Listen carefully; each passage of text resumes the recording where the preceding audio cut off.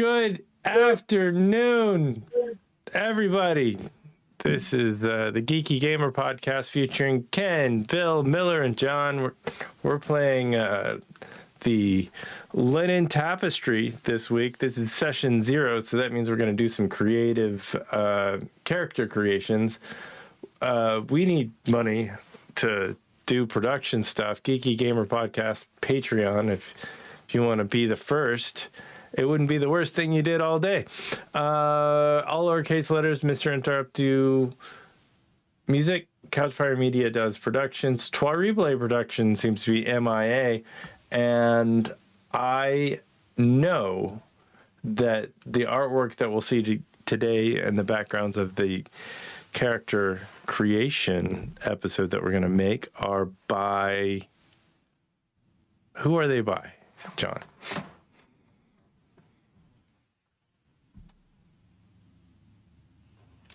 Who are they by? Brazilian artist by the name of Ralph Damiani. Fantastic artist. If you want any more, I can quickly link them. But yeah, these are great. Yeah. So, what are we doing? So we're going to go through, as you said before, session 0, character creation for the playtest of the Legends of Venice, the introductory story. So that will hopefully take 3 or 4 sessions. So to start things off, character creation. And while we're doing that, dissect, reconstruct the system. If there's anything that can be done to improve it, more than happy to take on, make notes. I'm after the most enjoyable session or experience for players interested in purchasing the system, purchasing the game, getting involved in the Kickstarter campaign once that gets going. But yeah, more than happy, ready to start. If you want to get the mundane character sheet up, please, and then we can go through it step by step. So it's 2 pages. I'm going to get character creation up.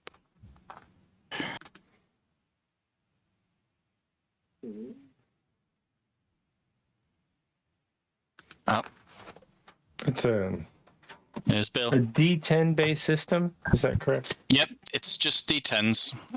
Dice pools up to 10. Yep. Very cool. Is it so it's not percentage, it's like is there like a success fail number? No, it's you roll X number of dice based on your dice pool. Mm-hmm. And then you retain a number of dice based on your skills. And then if you've got a speciality in that, you would add a number to the tally. So if you roll 6 dice, you keep 3 and you come up with a number of, say, 21. But you got a really good speciality in it, so it gives you +9. That gives you a 30. And that's before if there's any detriments, if there's any changes to environment. If someone's attacking someone, they can use defense, that'll reduce the tally. So you could possibly get up to like 100, but it's not really designed as a D100 system. There's checks and balances in there just to make sure that if you have a really bad roll, you still might be able to salvage something from it. Yeah, I would imagine getting 100 for like 10d10 is nigh impossible. Yes. Yeah. It's very unlikely. I'm not going to say it's never going to happen, but I think there's some odds on that saying that it's never going to happen. Yeah. It's like 10 to the power of. It's like winning the lottery right there. It might be more than winning the lottery. Possibly. But I'll explain more. I'll explain more when we get into the dice rolling system. All right. So I'm ready. So character sheets then.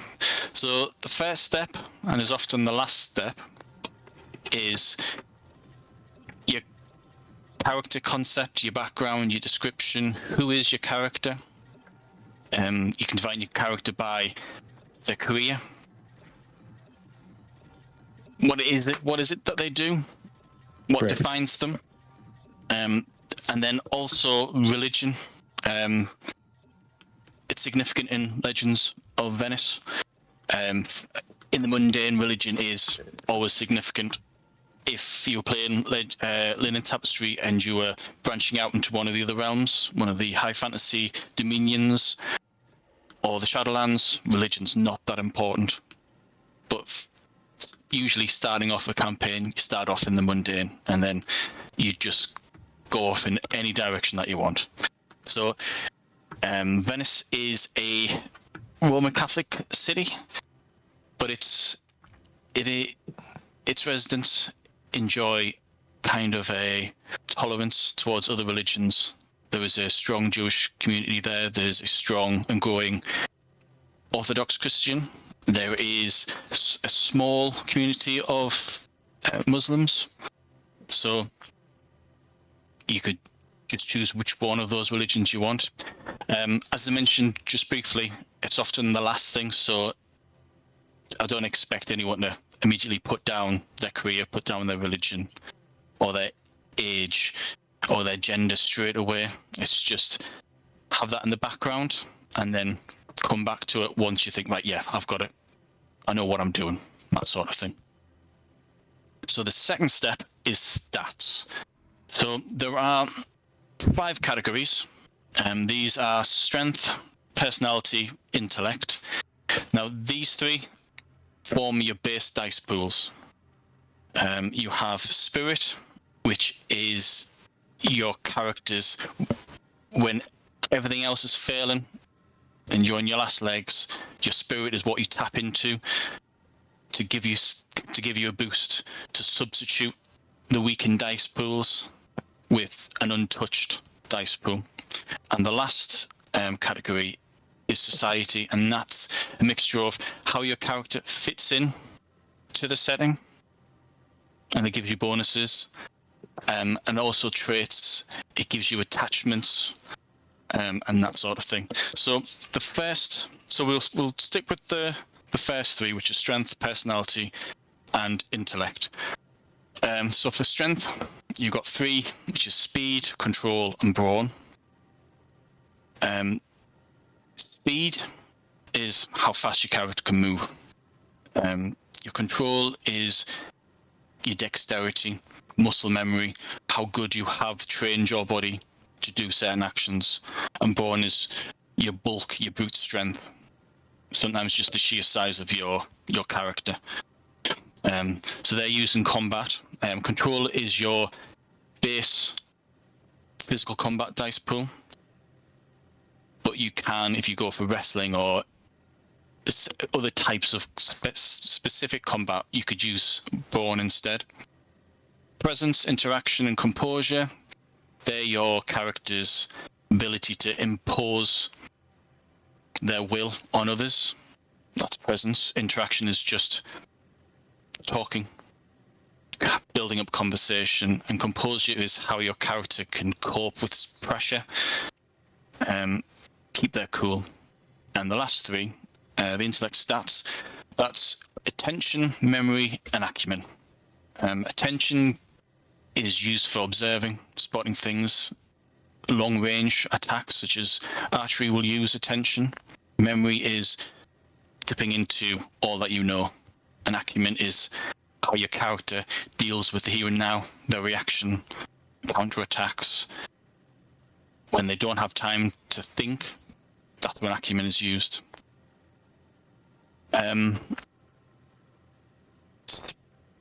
So, in each of those 9, you start off with 1 rank in them.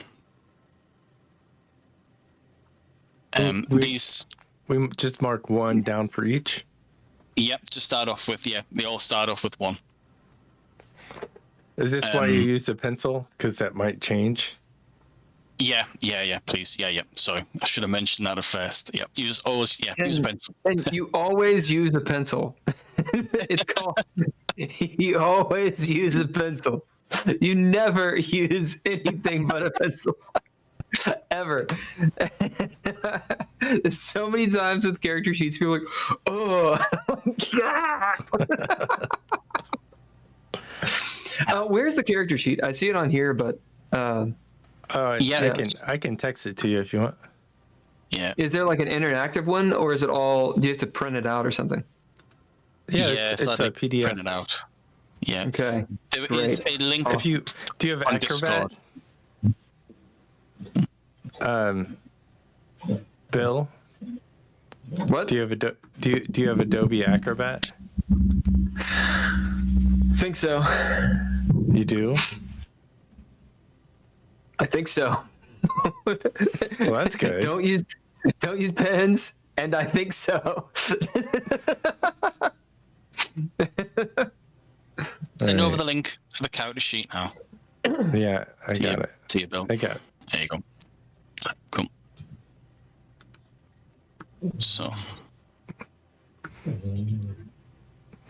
It'll just be 1 second. No problem. Yeah. Oh no, go ahead. Keep doing. Right. So, as I say, of each one of those 9 starts with 1 rank in. You'll increase them. I'll come to that in a moment. Of those 3, you can choose one of those. There you go. Sets as your primary. So normally the cap is 3 at character creation, but the stats, whether it be strength, personality, or intellect, that you choose to be your primary, the cap goes up to 4. Spirit, again, all these start off with 1 rank in each of them, and the cap is 4 for all 3: conscience, conviction, and honor. So you can only have a 2 in one of those. 2 ones and a 2. So a total of 4 for each stat, or a total of 4 for all? No, it's your cap. So where you can increase it to. So if you wanted to spend the points, you could have conscience 4, conviction 4, honor 4, and it just means you've spent 9 of the adolescent ranks. Right. The last ones, society, they all start off at 0. Okay. Capped at 3, but you can choose 3 of the 6 to be favoured, and those 3 can have 1 rank in them for free. Okay. So just to go through that again, strength, personality, intellect, and spirit, all of those start off with 1 ranking for free. You choose, of the first 3, you choose one of those as your primary, and that cap can go up to 4 instead of 3. Spirit is capped at 4, and society, they're all capped at 3, but you can choose any 3, and each one of those 3 starts off with 1 free rank. Okay.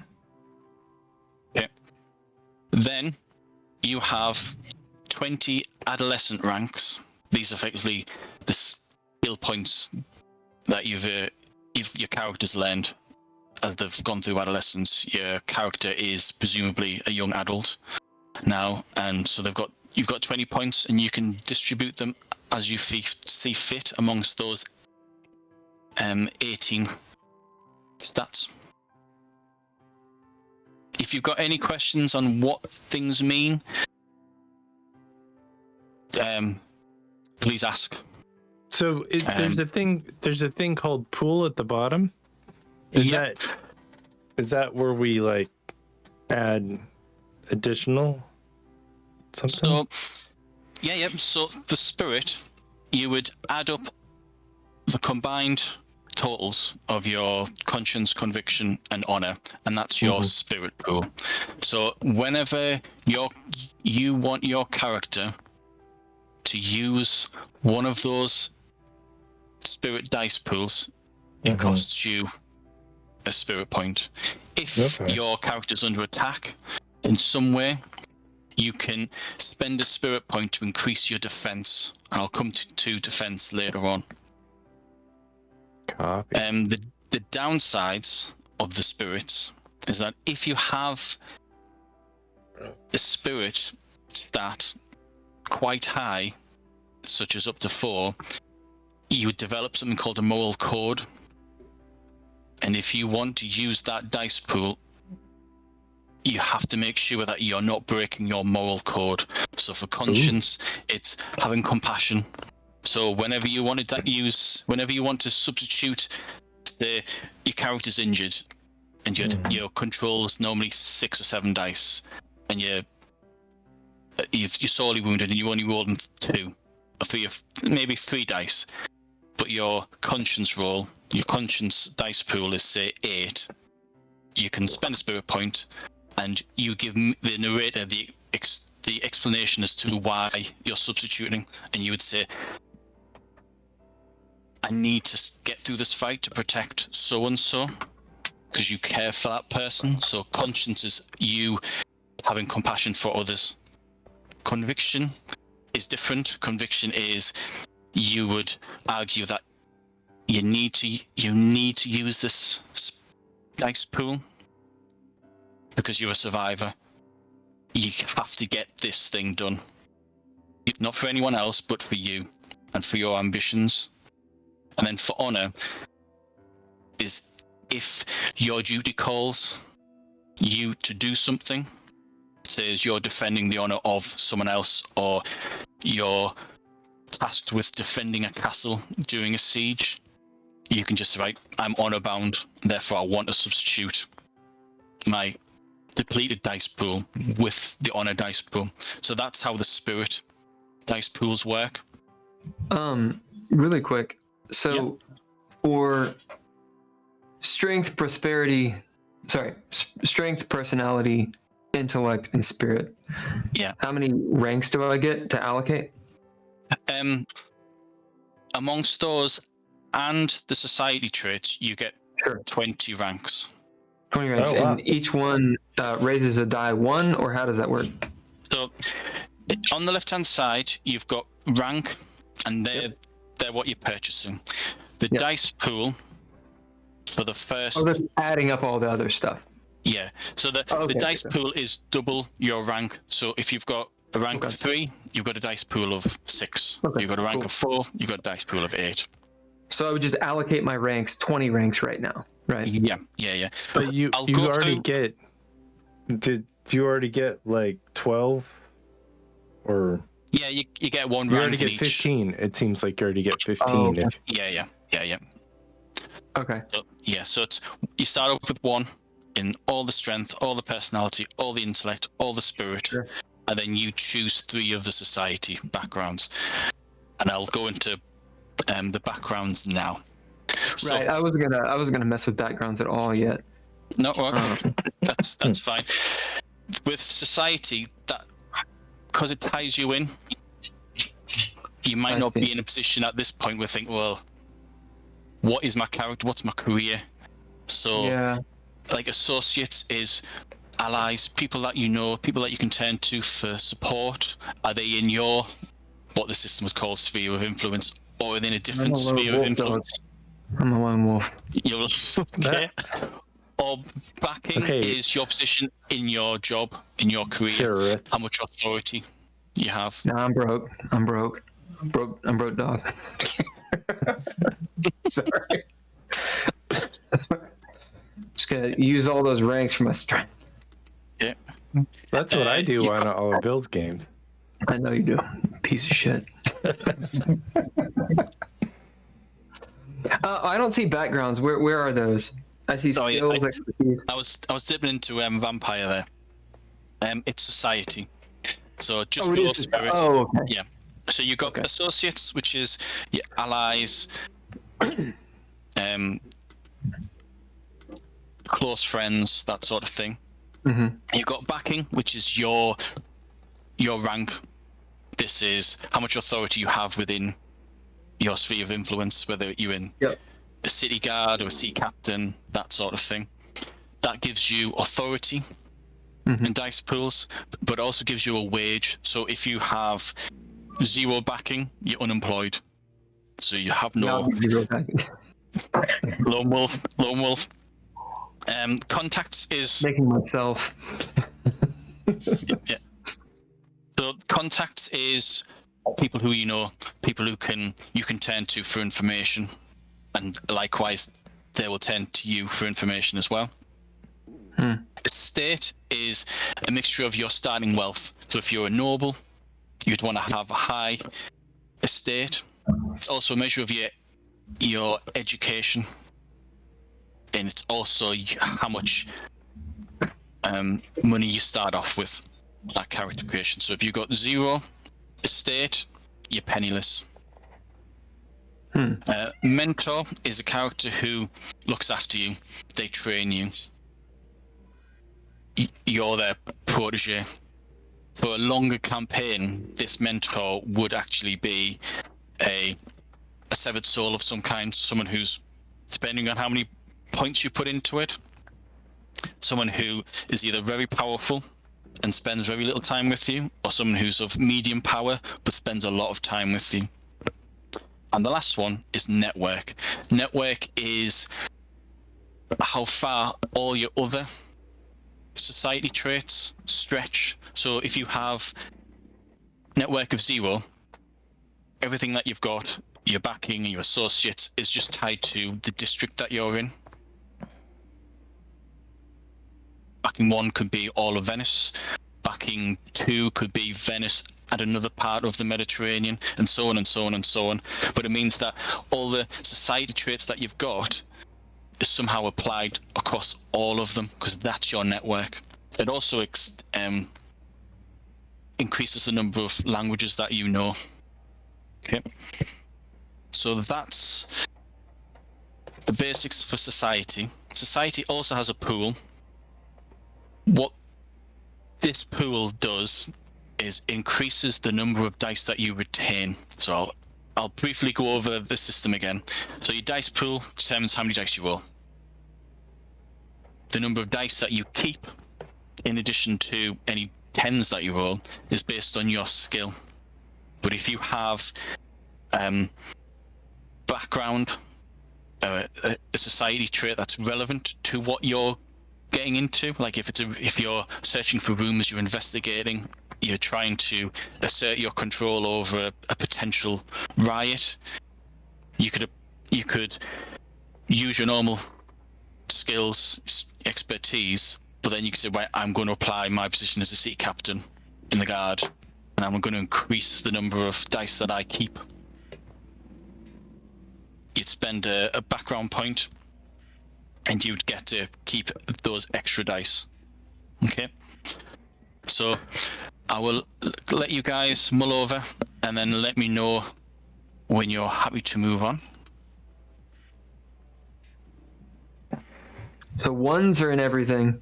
I'm choosing 20 ranks to go in the left-hand side. Yeah. And they can go up to 3 unless I want to be difficult and make 1 or 2 of them 4, right? So you choose.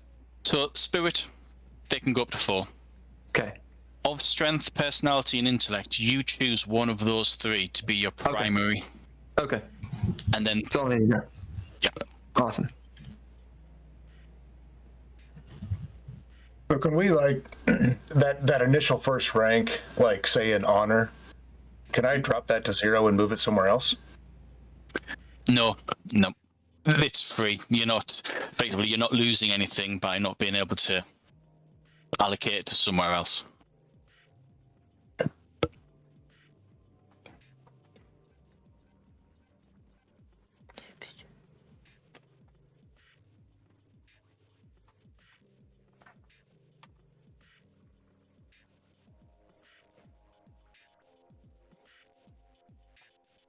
All right. I don't know if I did it right, but and we can add in that 20. We can add some to the society, or no? Yeah, of that 20, you can. So you choose your 3 favored. So Yeah. you could say backing, contacts, and network. They all start off with those 3 start off with 1, and you've got say 4 adolescent ranks left over from chucking stuff into strength, personality, spirit. You can then say, right, well, I want to increase backing to 3, network to 2, and contacts up to 2. And that's how you'd spend up the last 4 points. Mm-hmm.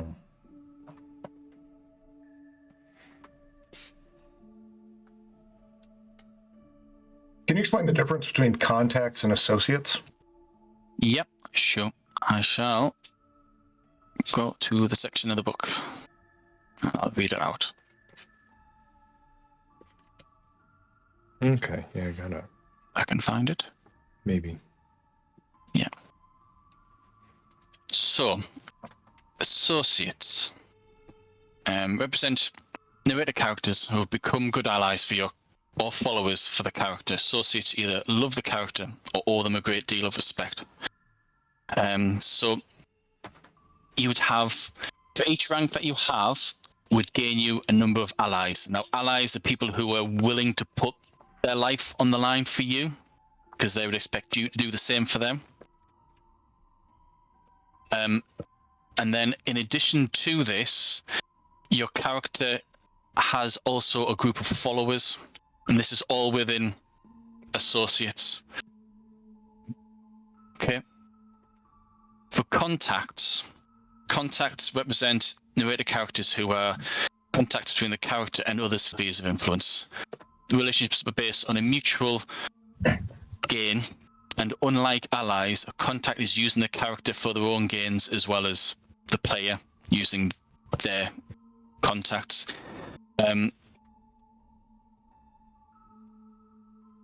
Contacts and connections allow them to get a boost for seeking out information. If you want to investigate what's going on in a bigger intrigue or conspiracy, and you believe that conspiracy taps into a sphere of influence, you would get in touch with your contact and they would give you information, but then you would owe them back. A contact wouldn't put their life on the line, and they don't follow you. They're like you. They see you as a source of information. Tit for tat. And is all in society, and that's part of the 20, or is that something separate? All part of the 20. Oh, Lord. Okay. So everything underneath stats is subject to the 20 ranks. Yeah. And then you just add your spirit up to the pool, is that correct? So you add up the ranks in your spirits, and that's your pool. So if you've got 333, you got spirit pool of 9. Yeah. Okay. And then you do the same in society, but it's your 3 favored, the ranks and your 3 favored are all added up, and that's your society pool.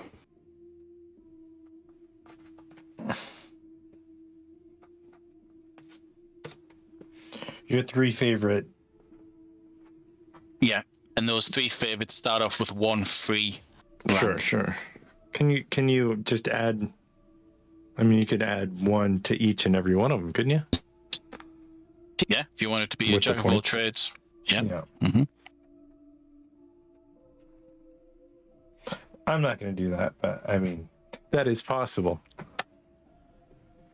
There's nothing there's nothing in the system to stop you from doing that. It just means you're far from being a master in a specific field.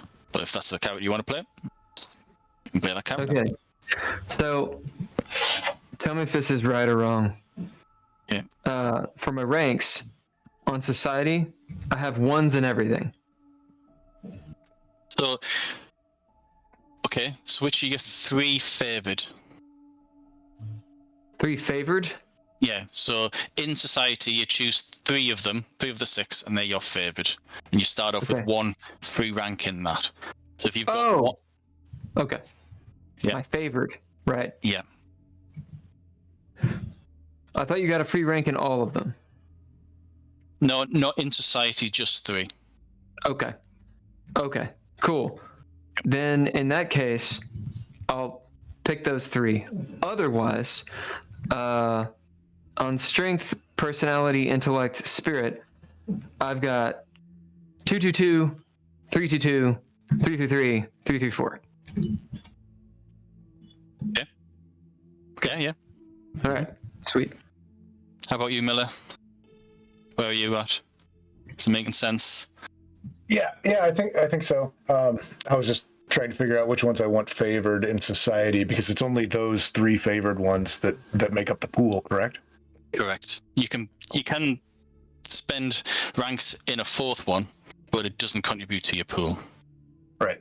Yep. Yeah. So on my I'm stats, I have 414, 132, 114. Oh, do you need me to go slower? I can start again. And what no. So which ones have you got for society? And then I have backing, mentor, and network. So it's 113. Because I got a network. Yeah. So you got brilliant. Right. And then you got to learn. Need a mentor. Yeah. So you've got speed 4. So Yes. fast. Speed is used for your base damage. So it's the speed of how fast you punch, how fast you kick, how fast you swing. Control is 1, so you'd have a dice pool of 2. Okay. For most combat, and we've brawn of 4. So you are built like a brick proverbial house. Okay, cool. Brilliant. Right. And then you've got, what was your personality? I got a 1 when it comes to presence. Okay, a gentle giant sort of approach there. Yeah. Innocuous giant, right? 3 for interaction. Right. Okay. And a 2 for composure. Right. Okay. Brilliant. So, underneath dice, you double your rank for all of them. For spirit, personality, intellect, and spirit. No, I get it. And so you just double them, and that's your dice pool. So your 1 in control gives you a dice pool of 2. Except when it comes to society, it's the number of ranks that you keep, and it's 1 for 1. So if you've got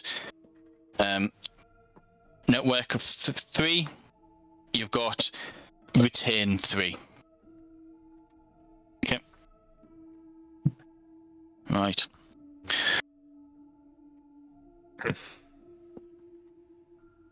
So the next stage is so even if you have like a 3 and something in society, it's still a 1 for retain, correct?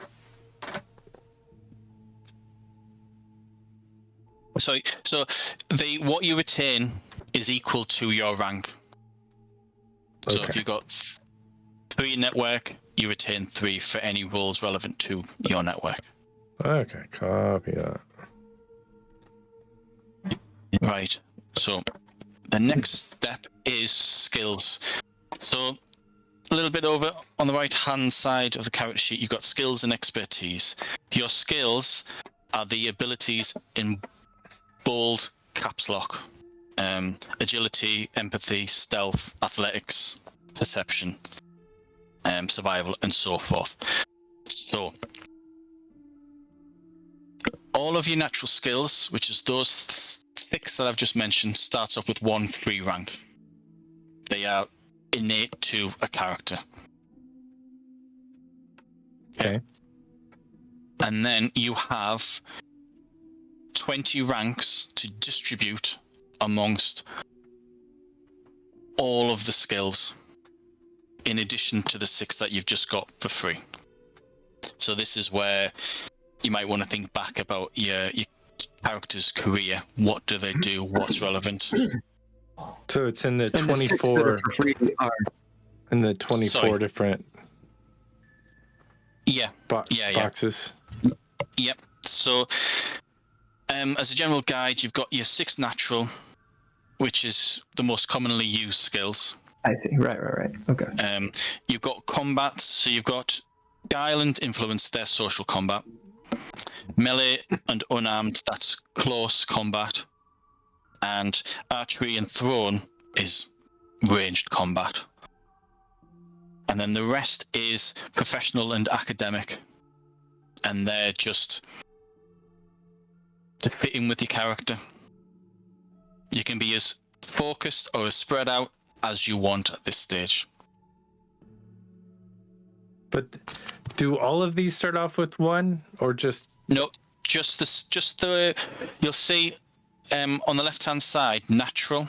Yeah, and you've natural. got, that's beside those 6, agility, athletics, perception, empathy, stealth, and survival. They all start off with 1 rank. Yeah. Because you're alive. Yes. Yeah.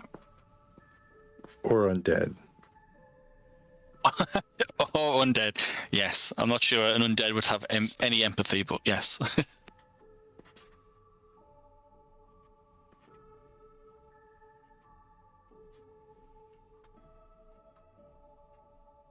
And what are the caps on these? 3. 3. And just so to be pedantic three here. on these guys. Okay. No, I'm talking now. Go ahead. Sorry. Sorry, you don't get to interrupt me right now. Bill has a stick. Shut up. So shelter, that gets 1, right? No. Survival. The little, if it's in caps lock, it's a skill. If it's the little ones underneath, they're your expertise. Okay. Continue, Ken. Sorry. Oh, so I'm wrong about. So empathy and perception are a skill, and they're not natural. You know they are. Yeah, everything right of natural are natural skills. Right. Cool. So yes, you start off with 1 in perception, 1 in empathy, 1 in stealth, 1 in survival, 1 in athletics, 1 in agility. Mm-hmm.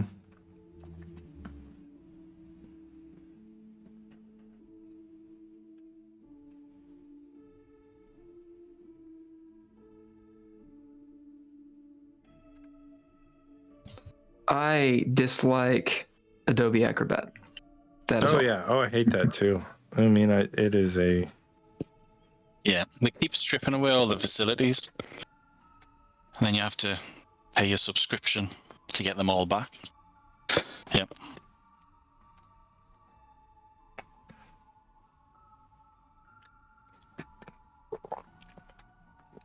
You're making me math a lot.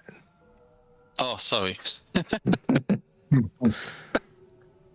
It's at this point where if any of you have an idea of what your career is, the narrator, i.e. me, would give you 4 additional ranks in what I would think is relevant skills.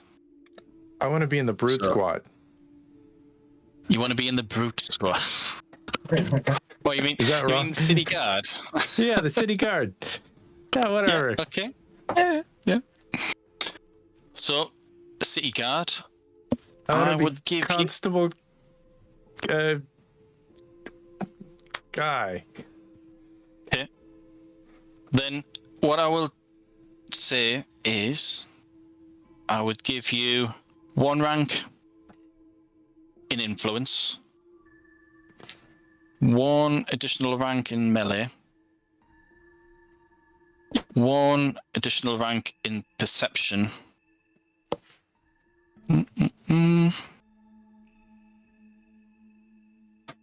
Now, are you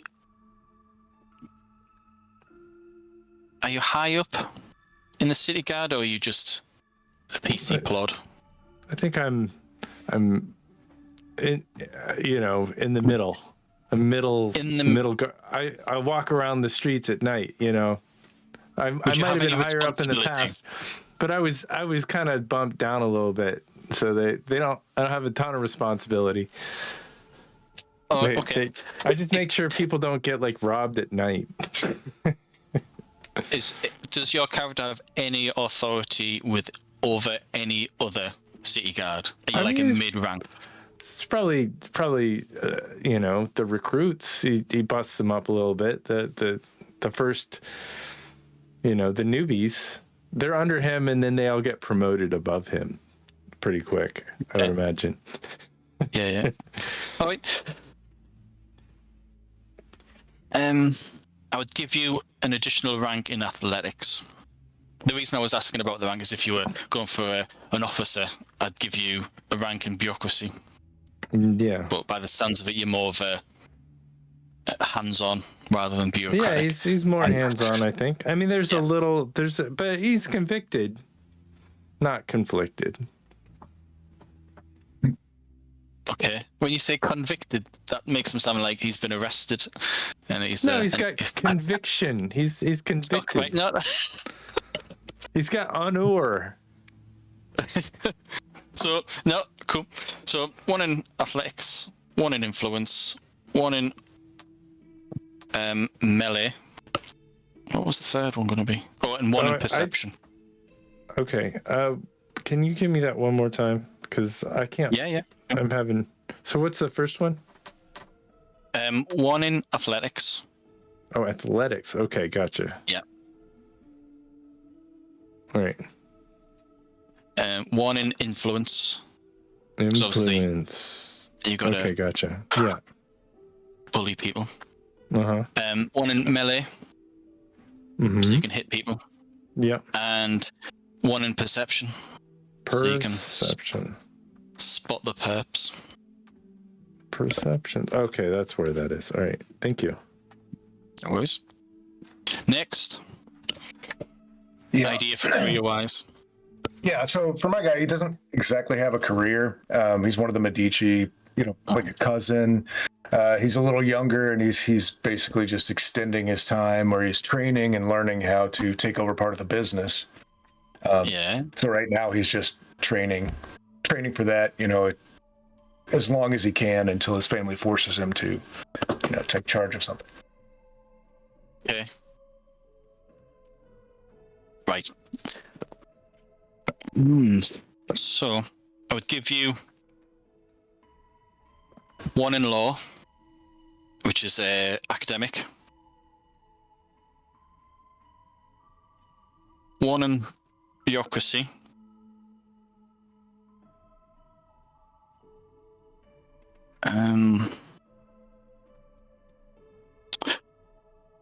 I would give you the choice, either 1 in guile or 1 in influence, because I'm guessing your character will be either wanting to step up the ladder, and in the financial world, you either get the money by scam or by legitimate deals, so to speak. So I'll let you choose one of those two that you get free ranking.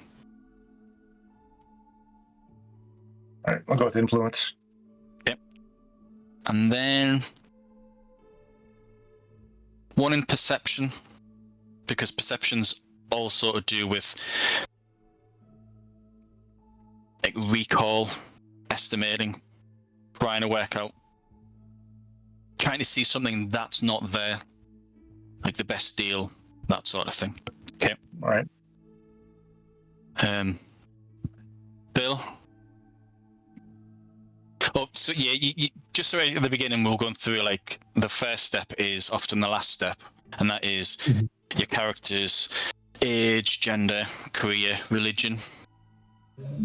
So Ken and Miller had a bit more time than you to think about this. So career is effectively what your character does, and at this point, if you've got an idea of what your character does, how they fit into the setting, I can give you 4 ranks if you want to come back to it.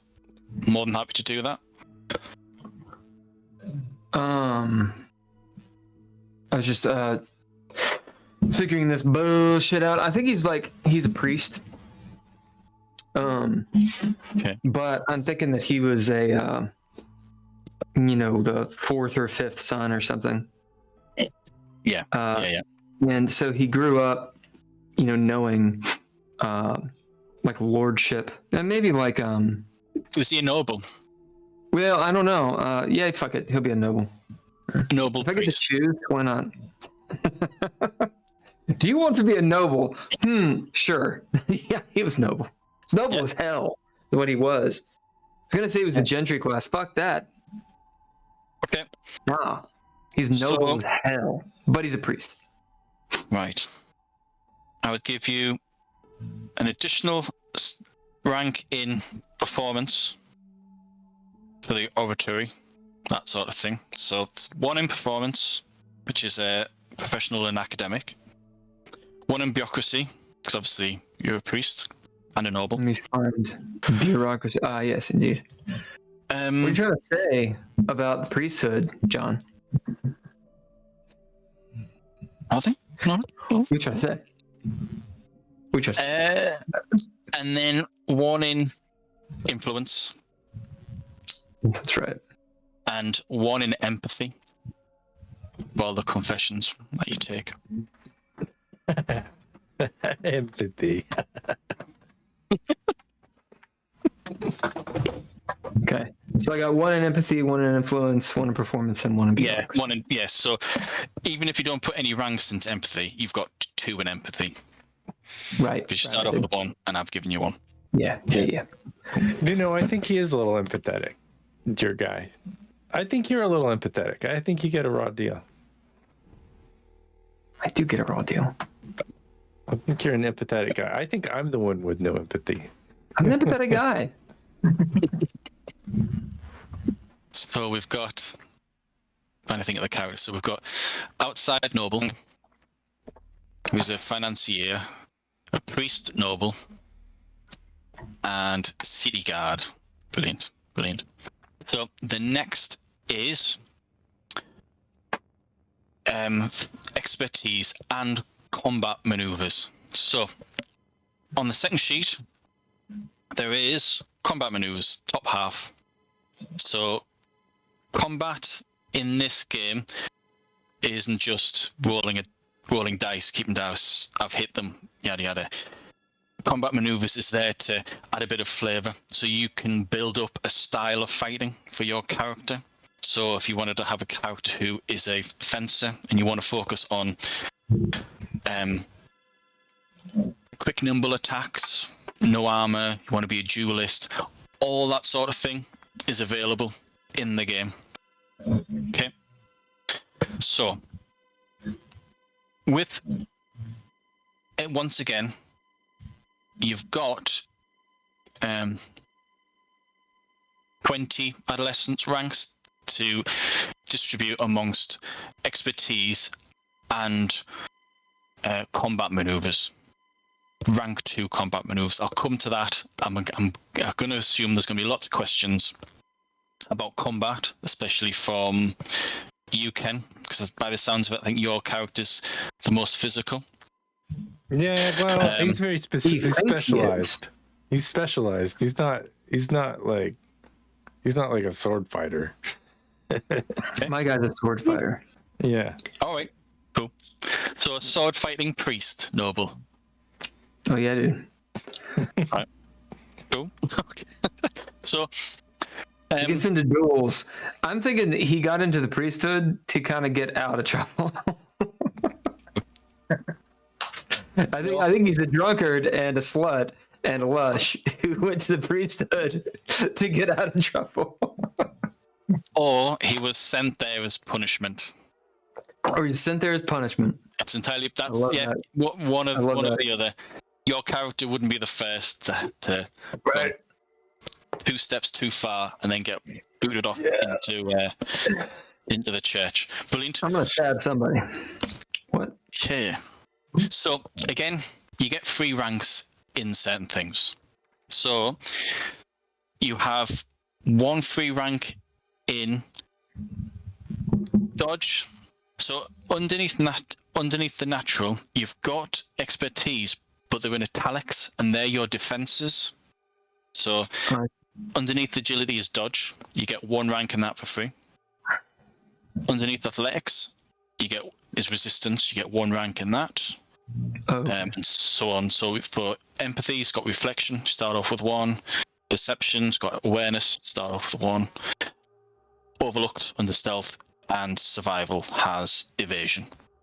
Okay. What page are you on? Are you on page 1 or 2? Top page. This is this is the expertise. So the first page. The first page. Yeah. Oh, expertise. Yeah. So they're underneath the skills in lowercase. Mm-hmm. So, have any of you taken ranks in melee? Yeah. I have. Okay. Yeah. Brilliant. So, you get a free rank in parry. And then on the back of on the second sheet, if this works,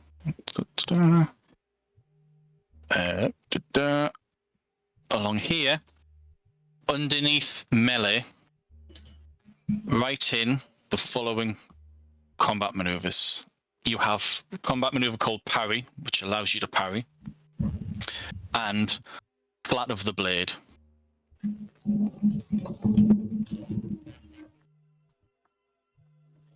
Let me know when you've done that. Yep. Yep. Anyone taken any ranks in unarmed? I have unarmed. no. Okay. For those who've taken unarmed, you get 1 free rank in block as the expertise. Mm-hmm. And then going back to the combat maneuvers on the second sheet, under unarmed, you have 3 combat maneuvers. You've got block, which is your defense, break free, and grapple.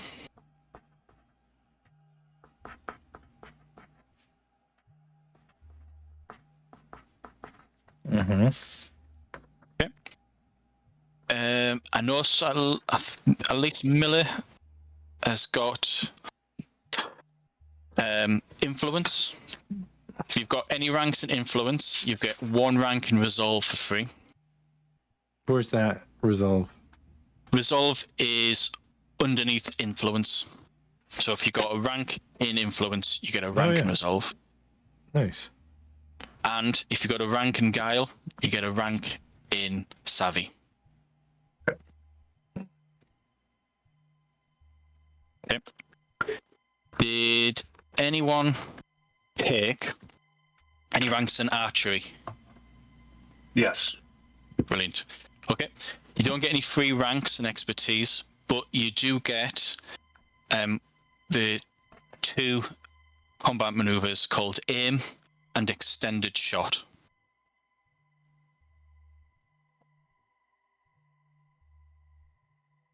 Anybody take any ranks in thrown? Thrown? No. Nope. Bill? Miller? Nope. Okay. Anyone take any ranks in ride? No. No. Okay, so none of you know how to ride a horse. No, but I should. Okay. Give me a second. I will take a rank and ride. You don't have to. Probably should too. Yeah, it doesn't make ride sense and for rank. Noble not to be able to ride. Okay. If you want to rejig, that's fine. If you do choose to have at least 1 ride, 1 rank and ride, you do have 2 combat maneuvers called Oh wait, mount. Oh, I do have a rank and ride. all right. Okay. So going back to combat maneuvers, you have mounted defense and mounted combat. Well, let me question this then. Yeah.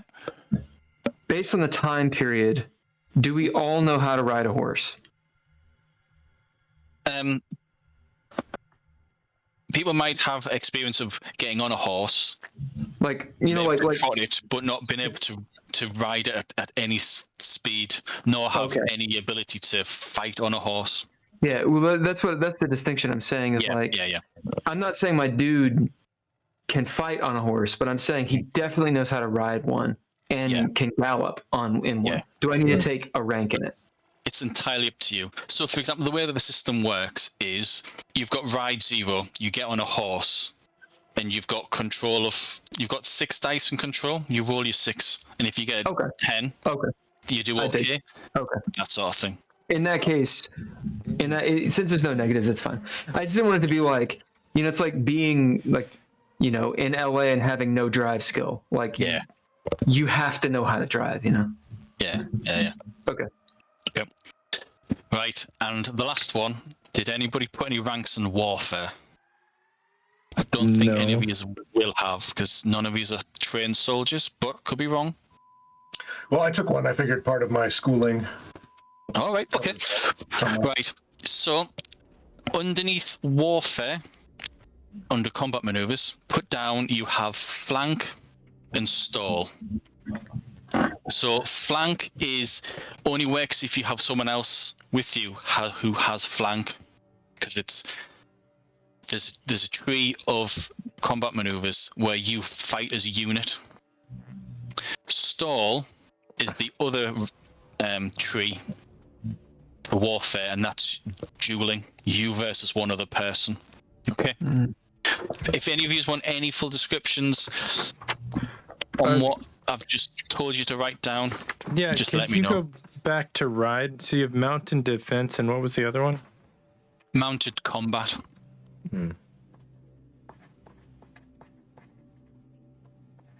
Yeah. Nice. Right. Yep. So I definitely will take a warfare because I want to be a duelist, unless there's a better way to do it. No. If you want to be a duelist, warfare. Oh yeah, he is a duelist, absolutely. Yeah. Gets pissed off, throws the glove. The other priests are like, no. Right. Yeah. For historical accuracy,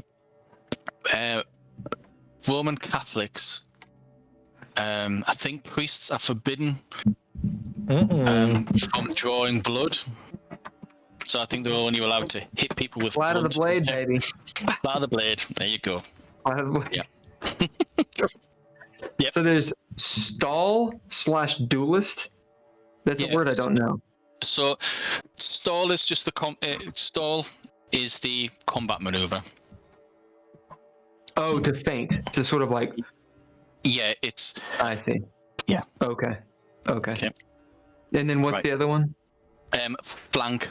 Flank. Oh, see. So all right. So Miller and I are gonna flank. Yep. That's cool. Yeah. So if you were fighting the same person, you can give each other bonuses because you will be fighting at the same This time. is warfare. Yeah, I don't have any warfare. No, I don't fight it wars. doesn't really. It doesn't really fit with your character as a. Better get in there. We're gonna flank you. It's up to you. Yeah, don't do that.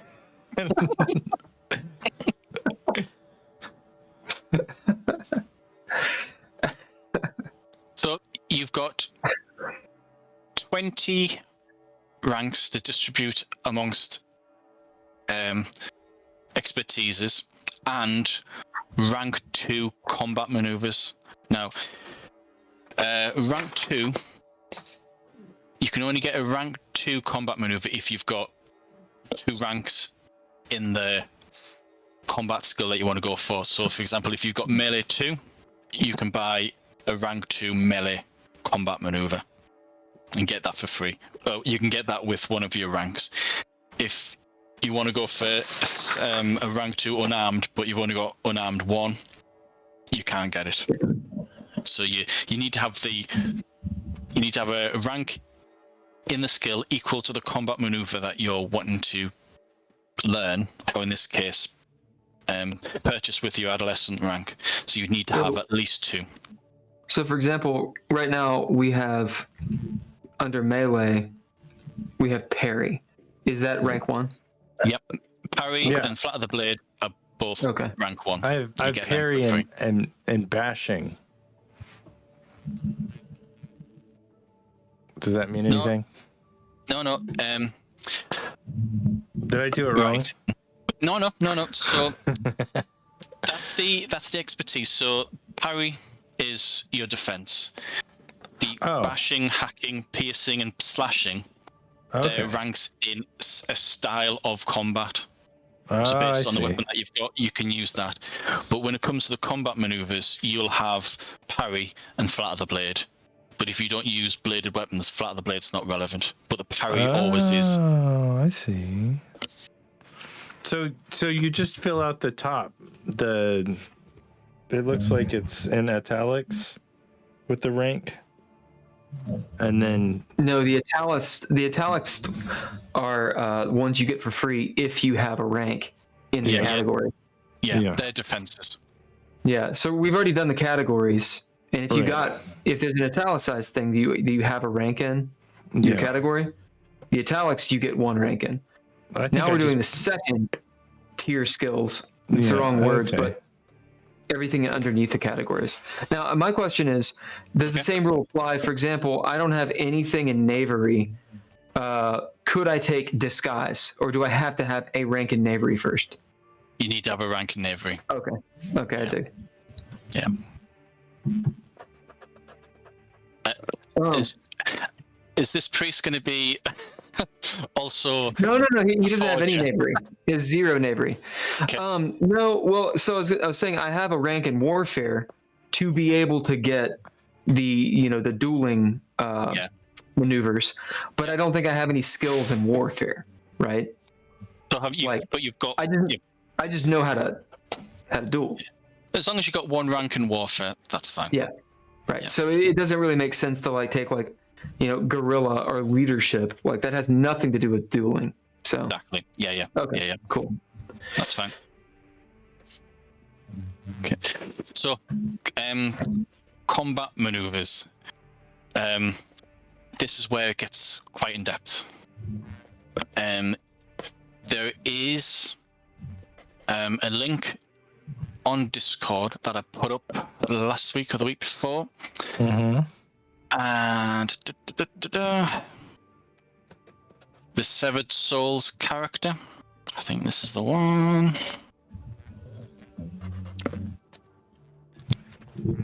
So, not expecting you to go through all of it now. But if you go to... so, starting from page...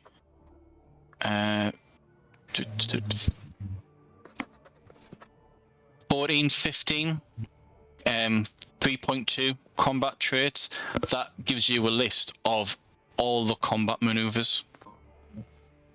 So, for example, has anyone got melee 2? Oh yeah. Melee 3. Yeah. You got I do. melee 3, brilliant. Yeah. Right. Melee 3. Okay, We're all gonna kill people. It's gonna be awesome.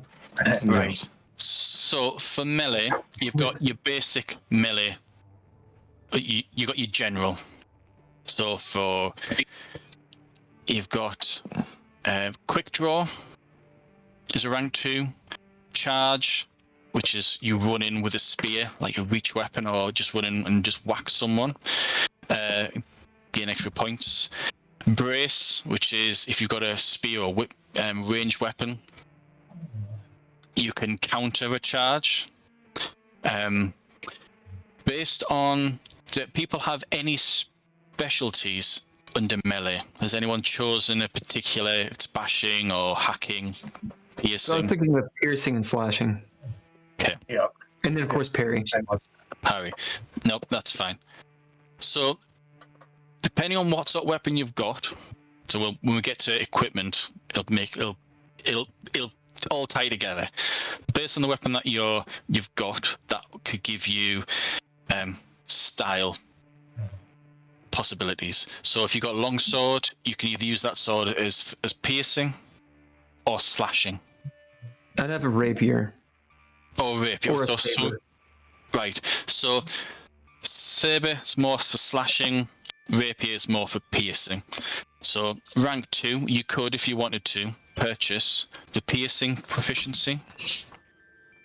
And what that does is whenever an outcome of a piercing attack is at a certain standard, so with this system, if you get success ranges from 1 all the way up to 5. So if you got partial success, if you get 1 success, that's partial. You've hit, but you do less damage. Competent is you hit square, don't get any bonuses, no detriment. And then from 3, 4, 5 upwards, you have outstanding, all the way up to like amazing, that sort of thing. So with piercing, if you do really well and your attack gets an outstanding success, which is 3, the attack also gets the penetration tag, and penetration makes your weapon more effective against armor, that sort of thing. I think it might be best if you guys have a read over the combat maneuvers, like just spend points and put like an asterisk next to the combat maneuvers that you want to get, and then come back to saying, right, I want to go for that. So you could say, right, I know I want to get 2 melee, so I'll allocate 2 adolescent ranks towards 2 combat maneuvers. I don't know what they are yet. These are part of the 20 that we... Yeah, part of the 20. Yeah. Okay.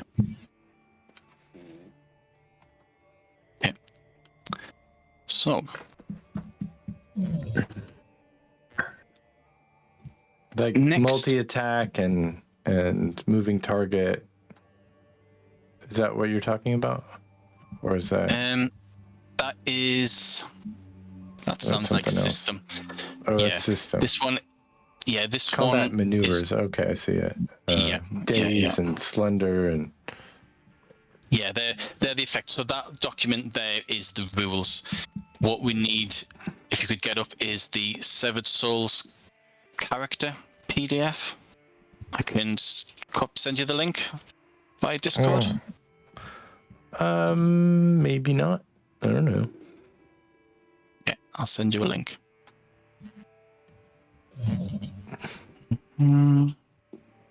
GM guides.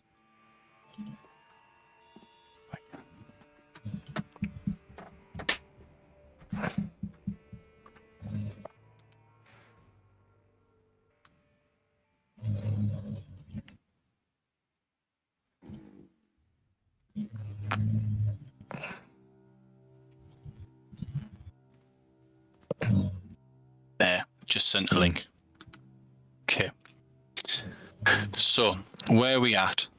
Are people comfortable with the 20 ranks amongst expertises and potential combat maneuvers? Yeah, I didn't take any combat maneuvers other than the ones you just get. I just allocated ranks. Yeah. Right. Yeah. Okay. Right. Nope, that's fine. Okay. Yeah, I'm definitely... I figured I'd do that later once I confused. understand a little better. Yeah, I mean, when it comes to the session 1, when we start, if people want to change what they've got in the character sheet, more than happy to. Just create the character as you're playing it. Okay. So the next step, still on sheet 1, it's a collection of things. So the first section is attachments. So on the first page, underneath stats, are your attachments. You've got up to 5 attachments to record, and these attachments are what ties you to this setting. No characters on island. So this is, you could put down your family, could be your ambition, one of the deadly sins. But what generates a lot of your attachments is your society. So if you have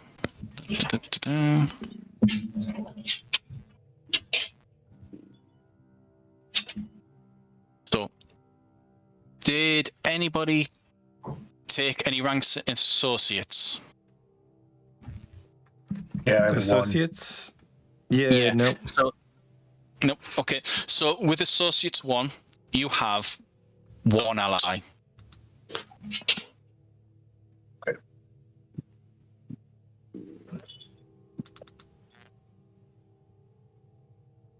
Okay. Yeah. Just realised it. Yeah. Okay, so you've got one ally. That ally is someone, as mentioned before, is willing to put their life on the line for you.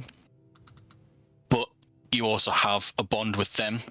So next to ally, under attachments, you'd put the name of that ally.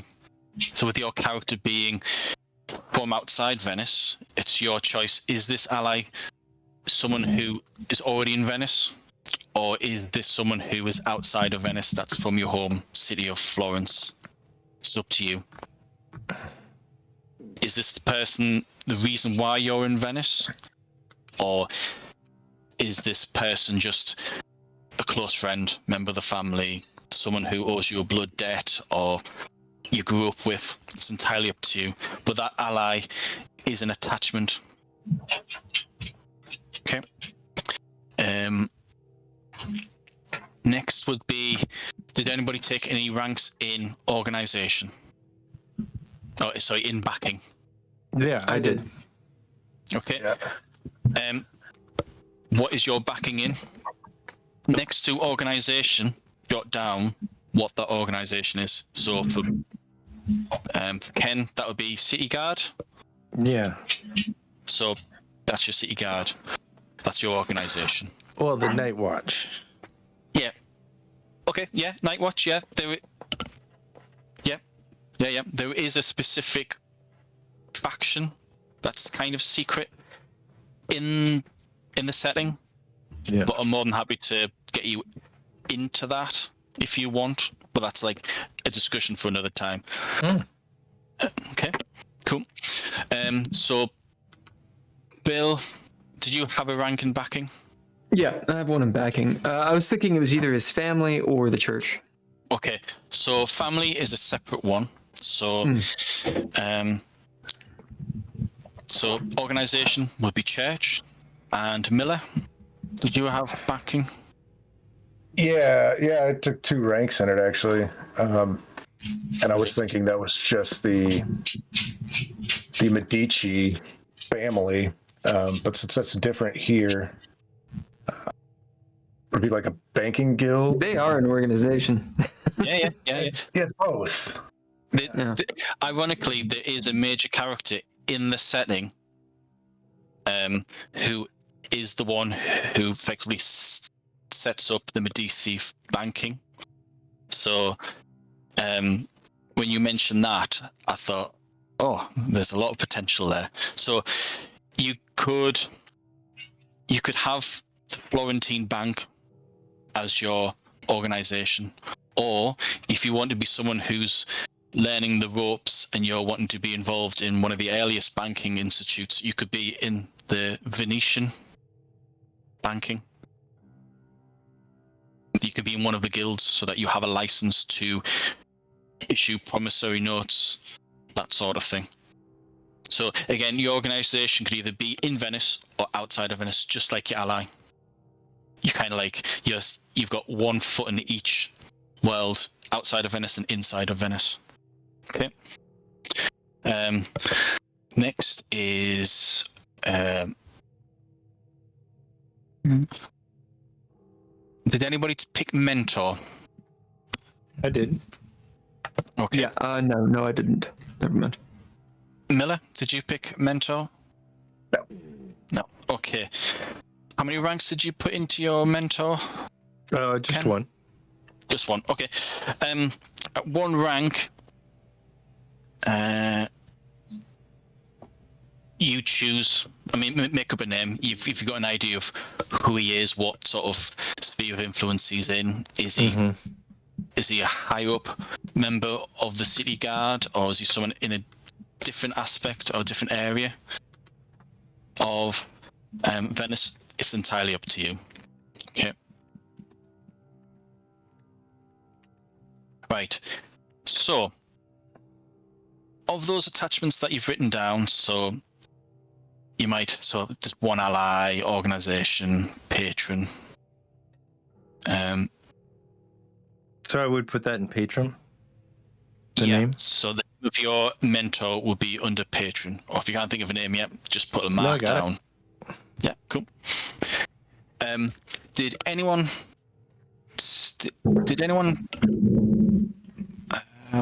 Was it just you, Miller, that took ranks in allies?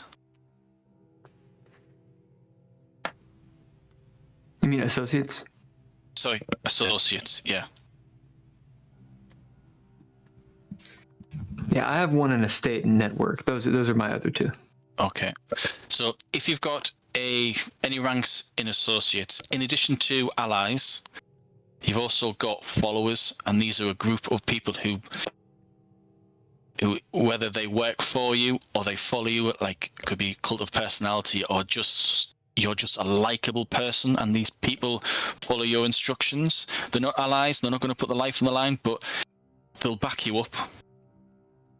These followers, it's effectively a cohort, they're a group. So next to cohort, between ally and organization, put down the nature of that cohort. So you being a banker with high rank, with like 2 ranks, these cohorts could be your subordinates, your money lenders, your debt collectors, that sort of thing. Well, actually, what I was thinking, since he's not actively involved in the banking very much right now, I was thinking, this time period would have been when a lot of the fencing schools were getting real big. Everybody was writing their own, combat manuals, and so I'm thinking that's one of his trait. What he likes to do is go to the different schools and get the different kinds of training, because he can afford it. And so I was thinking his cohort could be basically a bunch of those other class members that he trains with a lot. Brilliant. No, that's great. That's great. 1 second.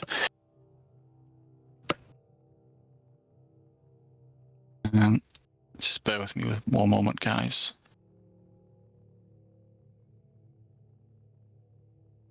Go.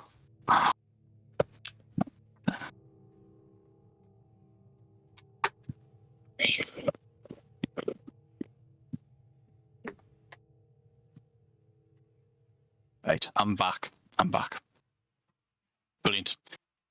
Okay, so I think we've got a lot of attachments. So how attachments work is, the stronger your attachment with this person, the greater the benefit they can give you. So say, for example, if someone's trying to use social combat to deceive you or force you to work against the fencing community, and the person who's attacking you doesn't know that you're a member, and they're giving a really good argument, or they're being very persuasive, you could say, yeah, that's fine, but I've got a 15-point attachment to the fencing, and that 15 points is then knocked off their attack.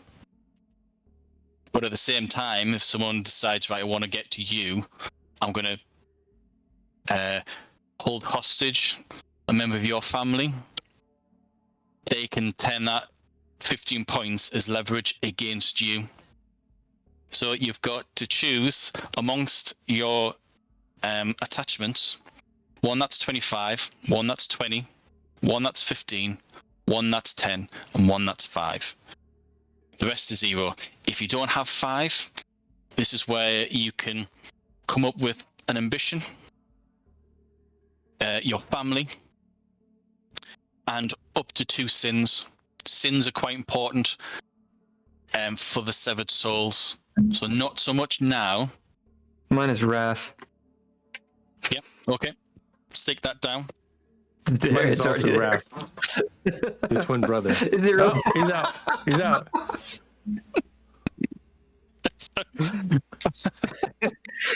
Or just, I think the other one might be lust. I don't know. You don't have to take. You don't have to go for the full lot, like a full house. Well, but yeah, if you want to pick one, pick 2. That's fine. So, Ken, what I was saying before, is because you I was, popped away. No, I listened. Oh, I you're was listening. All You right, got brilliant. 15 Okay. points to give to your.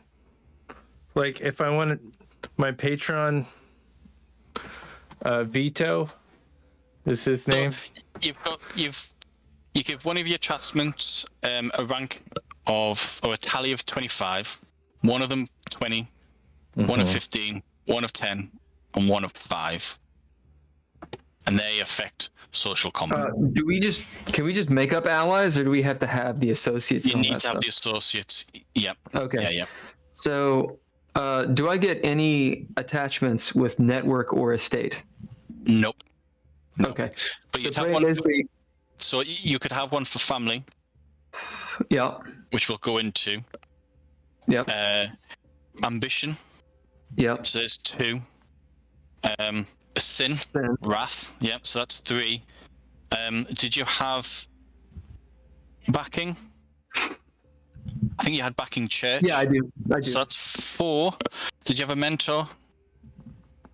No. No. So, you probably would have to go for a second sin. That's right, baby.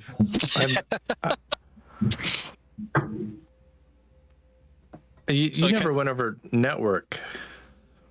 Network doesn't have an attachment. Oh, Neither okay. does estate. Oh, nice. Nothing. Because it's intangible. Yeah, okay.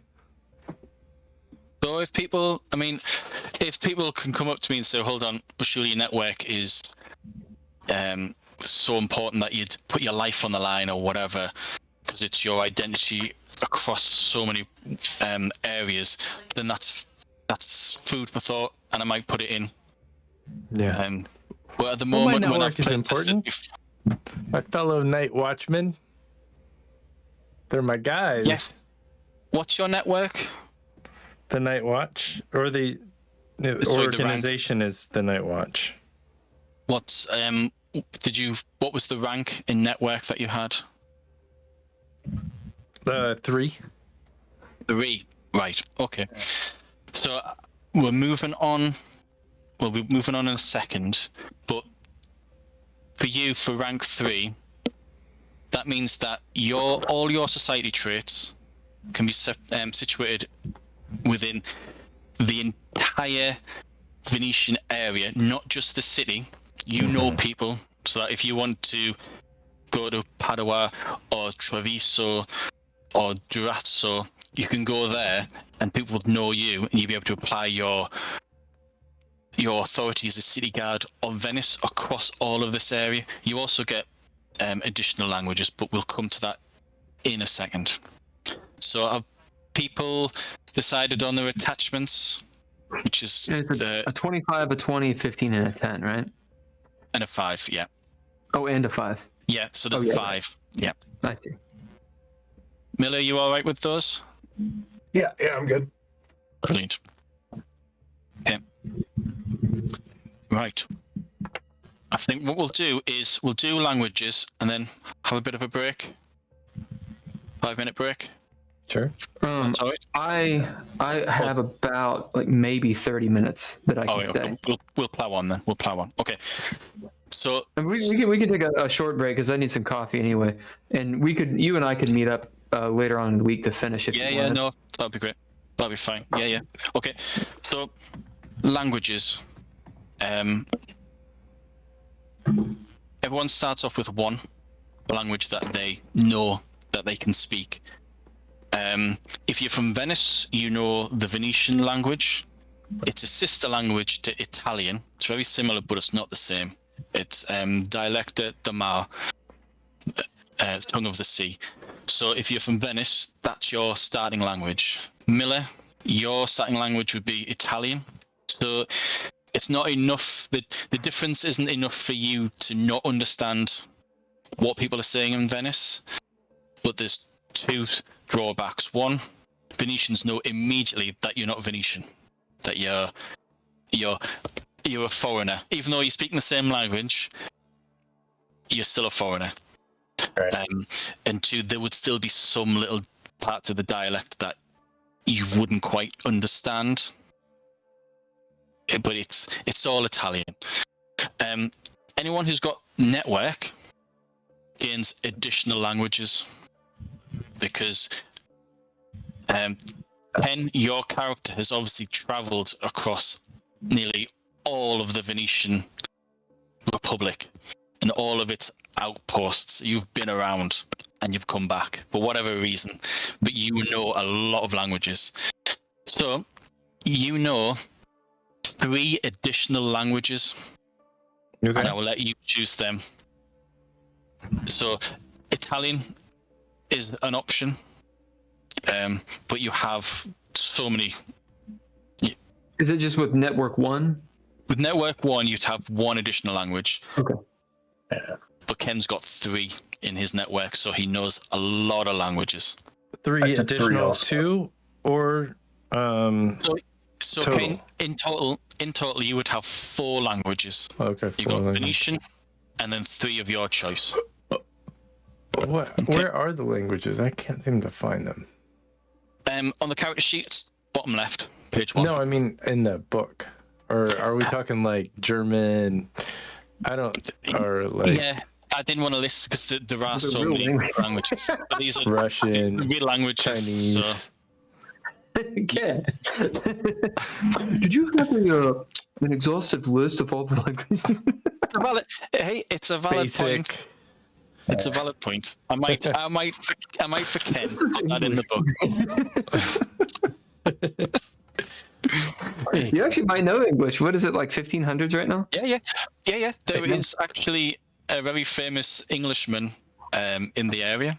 He's passed away, but John Hawkwood, very, very famous mercenary, condottieri. Get out of here with your fancy languages. Yeah. C++. See? This is Java. JavaScript. HTML. So, do we have? Because so where we are with the character sheets is, as long as everyone's happy with their attachments, we can move on to effectively the last parts of the mundane character creation. So we've done languages. Next is equipment. Equipment is quite in depth depending on how much money you've got. So this is where I ask, did anybody take estate? I did. Okay. So how money works in the system is equipment costs either 0 or 5. If you've got estate of 2, you have starting wealth of 2. So if you look at the equipment list, you could choose one item that costs 2, and any number of equipment that costs 1 and 0. And that equipment that costs 2 is like your pride and joy. It's the most expensive thing that you've got. So for example, if you've got estate 3 and you can afford something with a cost of 3, that's like a suit of armor. That might have been passed on from generation to generation, and that'll be the most expensive thing that you own. If you have backing, you will have income, but that wouldn't be readily available until like later on in the story. So it's your wage, but your estate gives you your starting income. So, Right. if you have, did anybody take estate? I took estate 1. Yeah. 3. Okay. Ken, did you take any? No estate for me. I'm a working man. You're a working man, but you've got backing as well, though, haven't you? I've got what? Backing, yes, I do have backing. Yeah. Okay. So, I'm just going to scroll down, look at the specifics.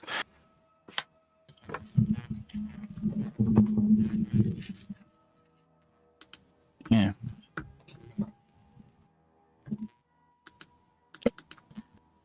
Yeah. So you would have an income of 1. So you could say that you've got a wealth of 1 as well. So after the break, we'll just quickly go through equipment. And then once we get the equipment recorded on the character sheet, that's effective.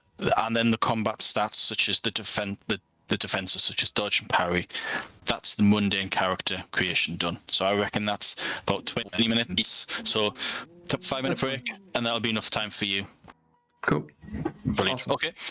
That's right. I'll see you in 5.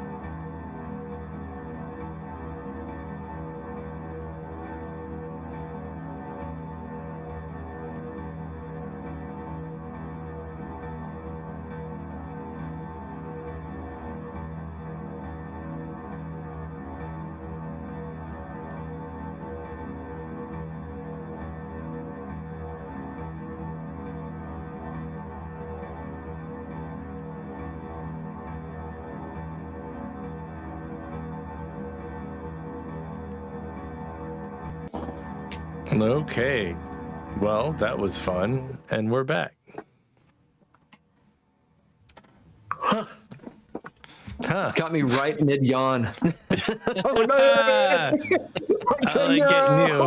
I'll get you anytime we can get you. We're playing the we're character creating. This is a session 0 of the Linen Tapestry, and this is John's game that he made, and we're gonna do some play testing over the next few weeks, which we're very excited about. Good. And Thank you. Yep. Go for it. Tell us what to do next, because we don't know. So the next section is equipment. So I put up links for the Severed Souls character that is on Discord, and that lists the equipment that your characters could purchase based on how much wealth that they've got. So Miller, your estate is 3, so you are relatively wealthy, so you've got wealth of 3, and then Bill, you've had estate of 1, which is a small stipend, and Ken is a working man, so he's just got a lowly wage, but he gets by with what he's got. So with equipment, again, I'm not expecting you to be able to get all the fill in the equipment at this point, because it'll take a bit of time, and it'll be a case of I choose that, and then during the sessions you might change your mind and say, well, no, this weapon's more my sort of style. So I'm not expecting you to complete this section straight away. But the gist of it is that if Ken, are you able to pull up? Yeah, he's got it up. Got it up. Right. So in section 2.5, so it's character equipment. So if you scroll down to, it's 44. Well, it starts on page 40, and it goes down. So you've got, if you go down to 44, and that's table 252, that's equipment. It lists the weapons. So people have got melee, and you've got I think, Bill, you wanted to go for a fencing. Well, it looks like all I can afford is a short sword, so I'll have it's a prize short sword. They took all my weapons away. Yep. If you wanted to get more complicated, what you could do, so you could have, if your wealth is 1, you could have a long sword, because across from there, the long sword has a cost of 1. Oh yeah. And it's piercing and slashing, so depending on how you use the sword, you can use 1 or 2 of the styles. To give it a bit more depth to the system, if you scroll up to the first page under equipment, you got quality of equipment. Yeah. Everything that's listed there is standard quality. If you wanted to go a bit cheap, you could purchase a crude version of that weapon. So if you wanted to go for, if you wanted a weapon that was cost 2, and you've only got wealth of 1, you could have a crude version. It knocks the cost down by 1, but depending on what sort of weapon you're going for, it reduces its stats. Yeah. So the options are there. And flip side, if you wanted a weapon, you see a weapon there you quite like, but it's cost 2. I think, well, there's nothing else that I want to buy that would use up my 3rd rank in wealth. You could just say, I want a fine version of it. Increases the cost by 1, and it gives you choices, and you can tweak the weapon to your specific design. If that makes sense. So again, this is where the game adds a bit of depth, and it's up to you guys that if you've got the money and you want to go for it, you can make unique weapons for your character, whether it be weapons, armor, that sort of thing. So ideally, when players are making this, they'll have a copy of the book, just like when you're playing D&D.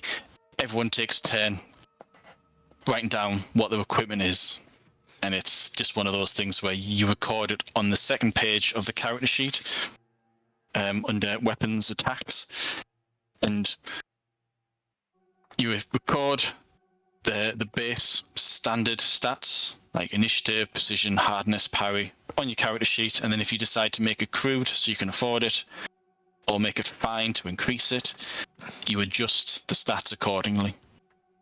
Okay, so I'm not expecting to go through all of this in this session. It's just a kind of an introduction. There's links there for everyone to have a look at, and if people don't have time until session 1 or session 2 when combat's involved, we can do it there and then. It's entirely up to you guys. Okay, so on the second page of the character sheet, you've effectively completed your combat maneuvers. You're putting in your weapons.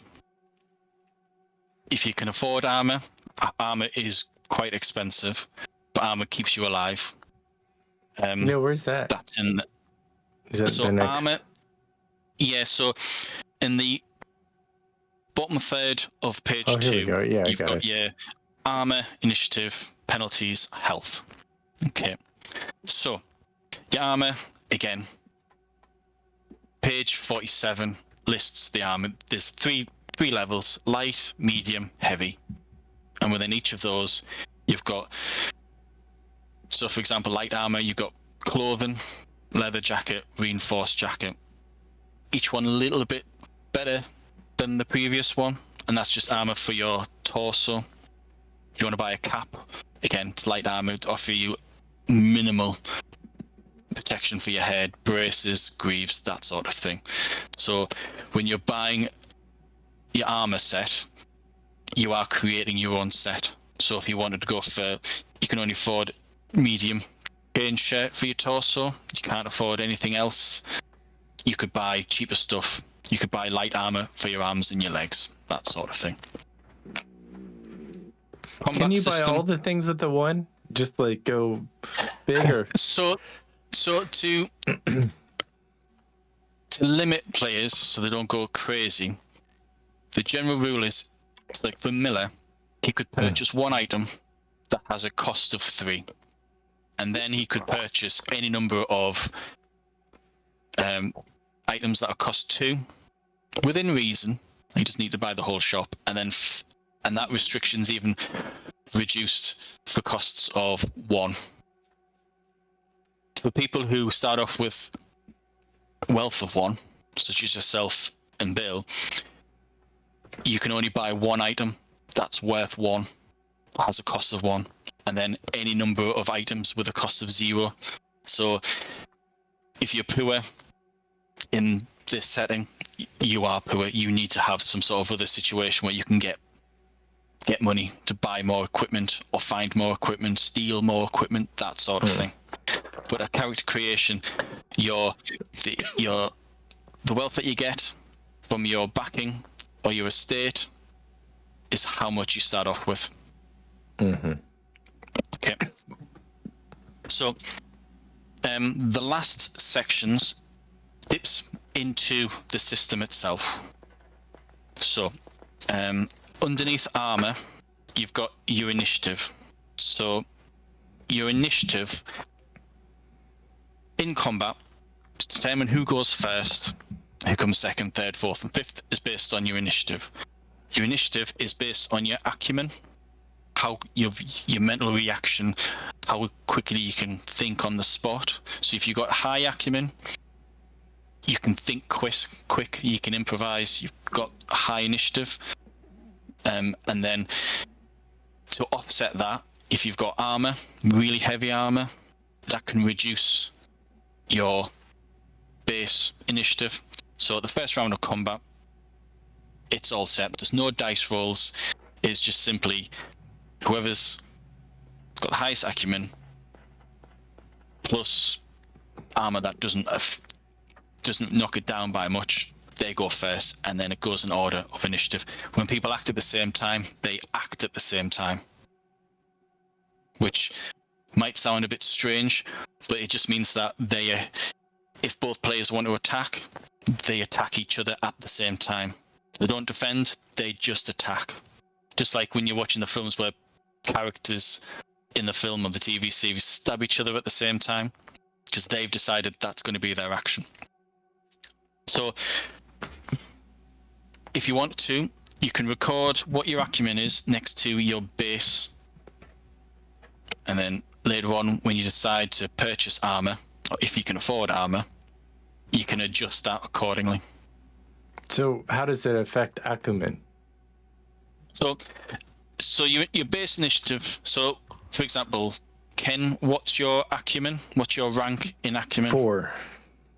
I got a 4. Wow. Okay. 4. So your initiative is 4. Yeah. If you decided to go for a crude version of,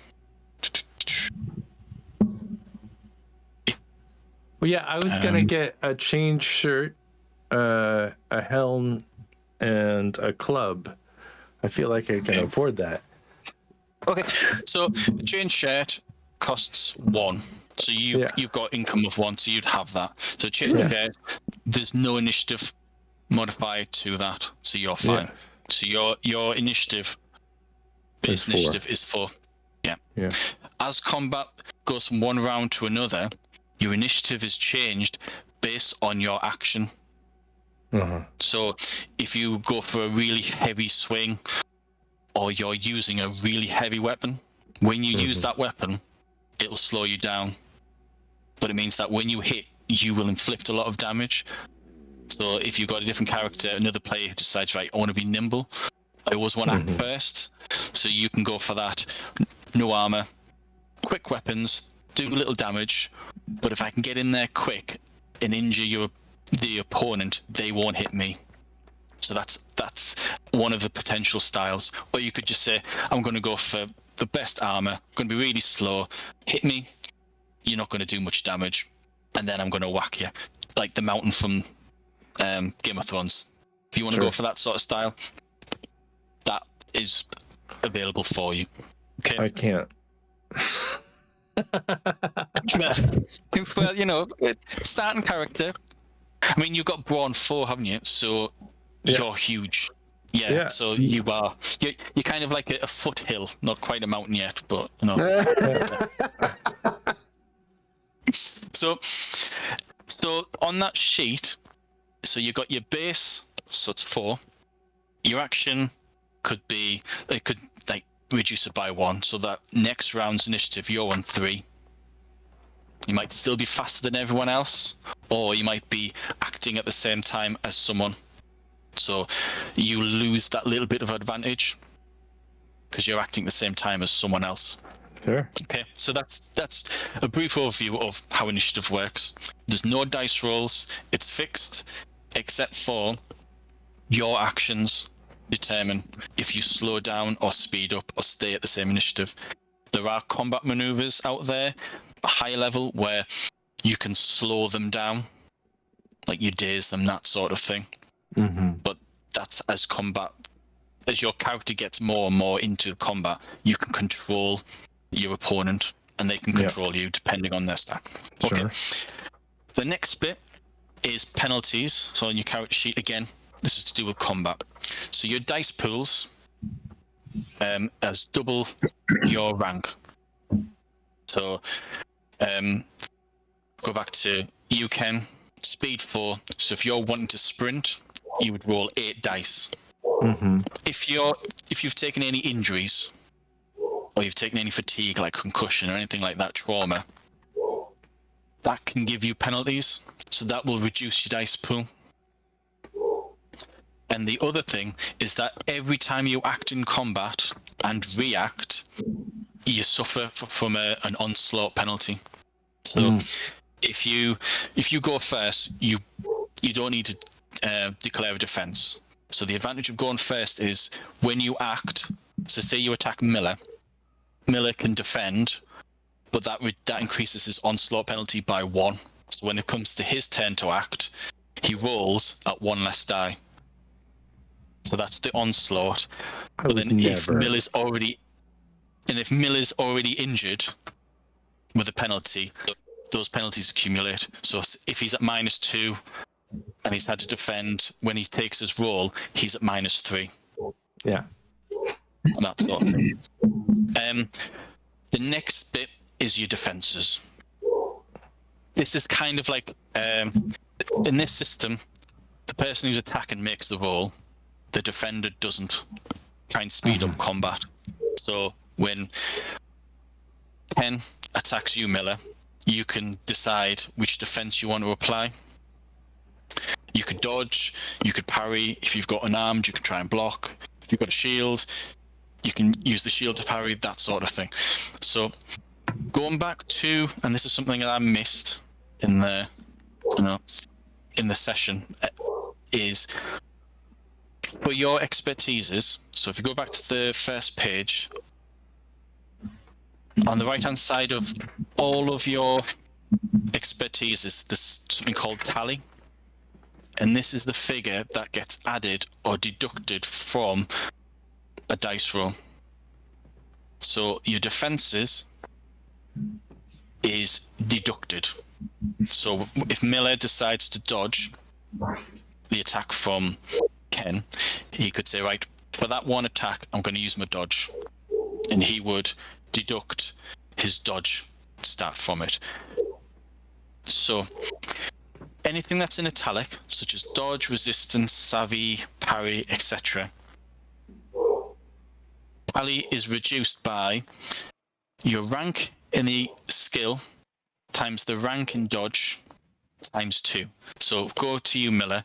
What's your rank in agility? 3. 3. What's your rank in dodge? 1.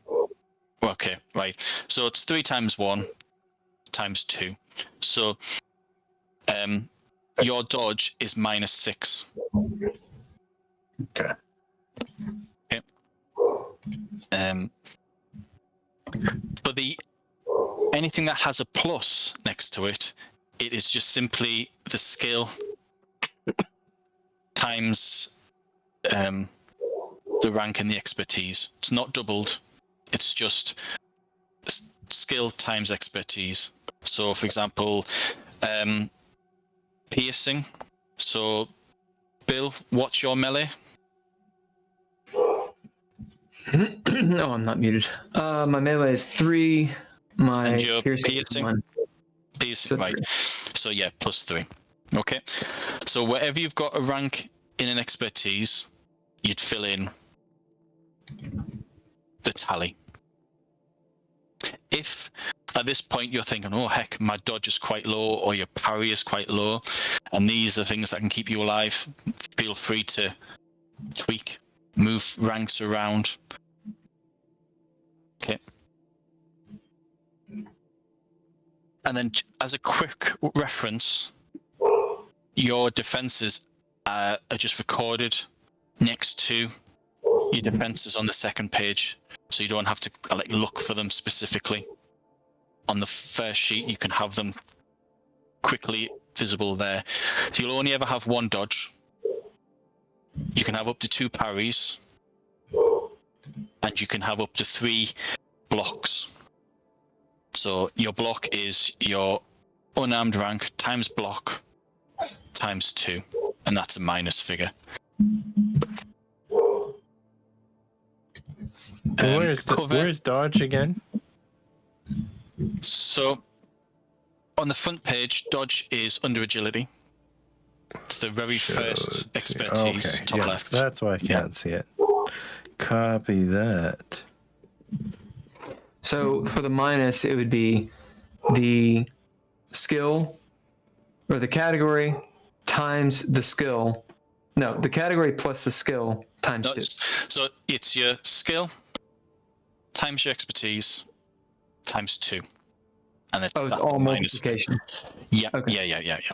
Okay. So if you had 3 and 3, your defense is minus 18. Right. That sort of thing. I see. Yeah.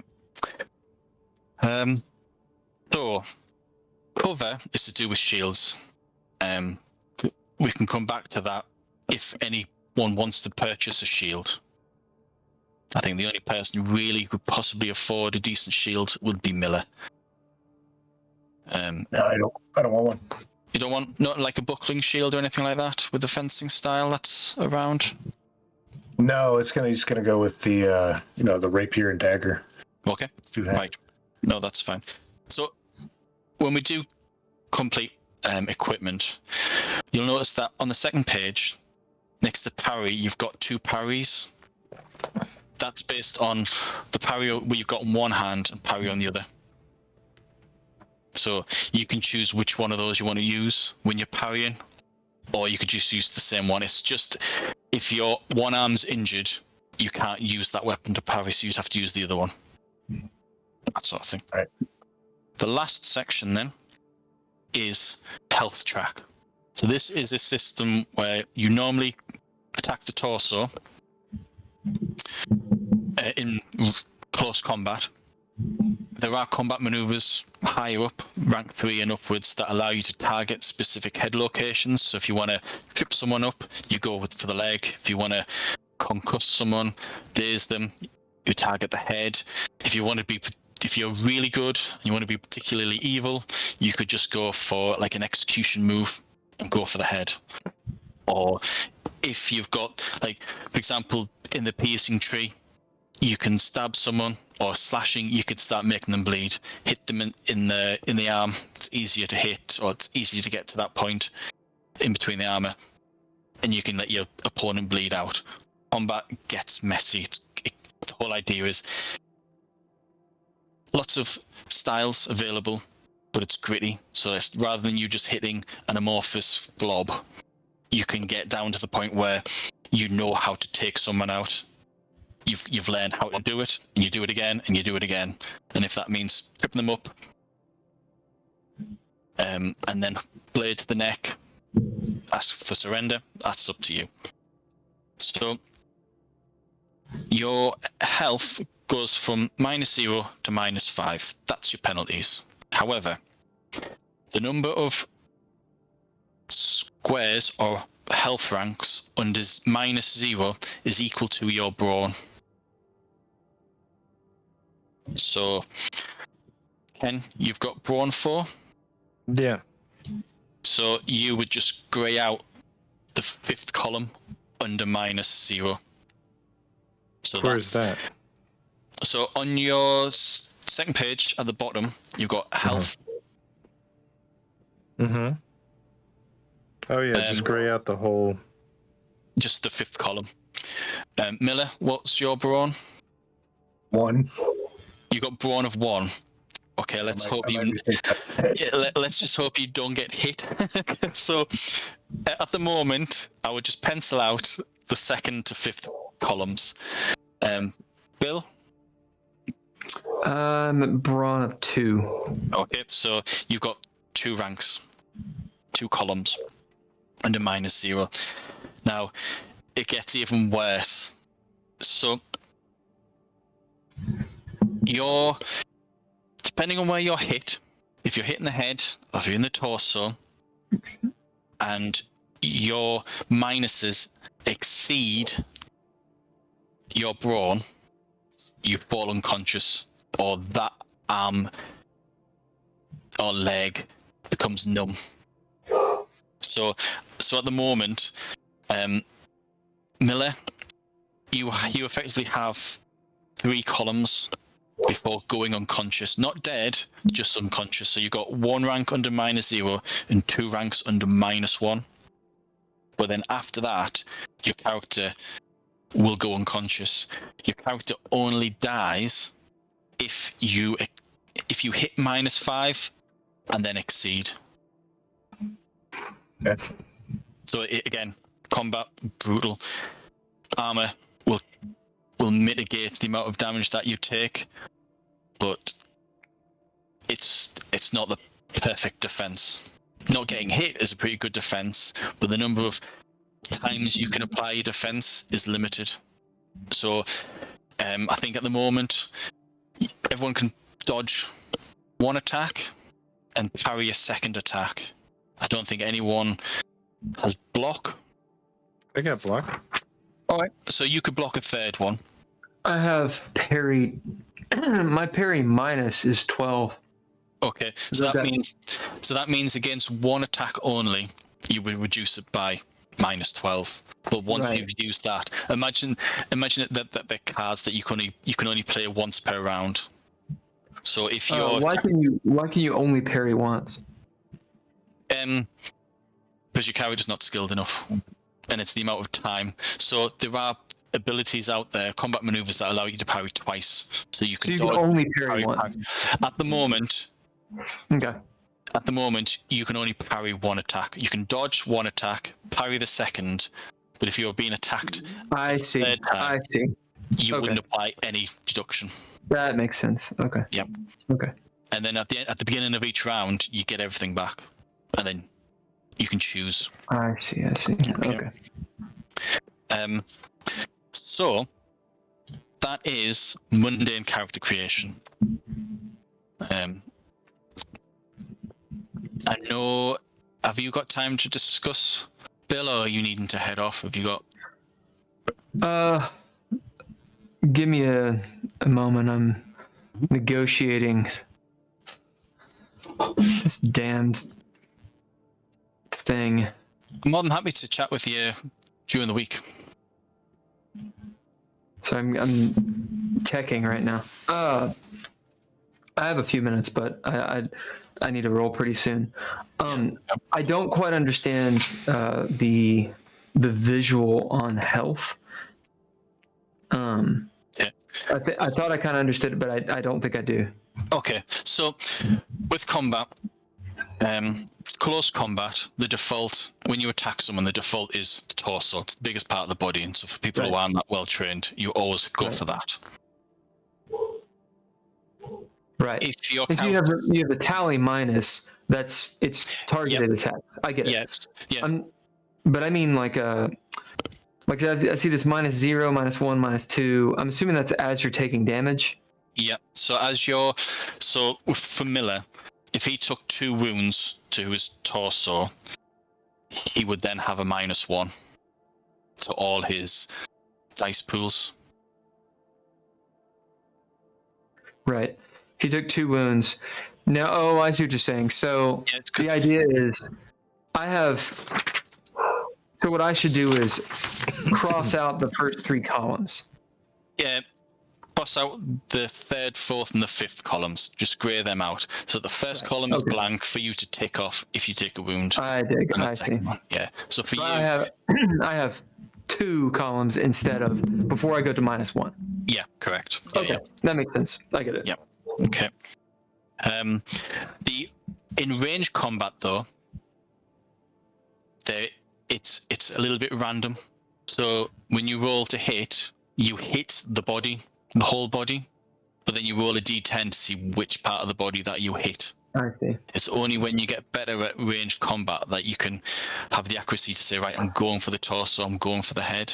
Got a 1, you hit your friend.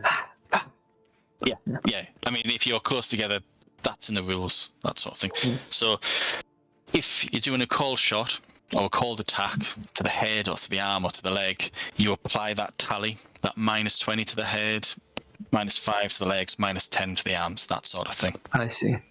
Okay. I see. All right, well, boys, I got to bounce. We will not be there next Monday, right? We're doing it the following? Well, we can do it. I mean, I can join via my iPad, and then Miller might record it. Oh, okay. So we are meeting next Monday. Yeah, if people are up for. Okay. Yeah. Okay. Yeah. Cool. Let me change this then. All right.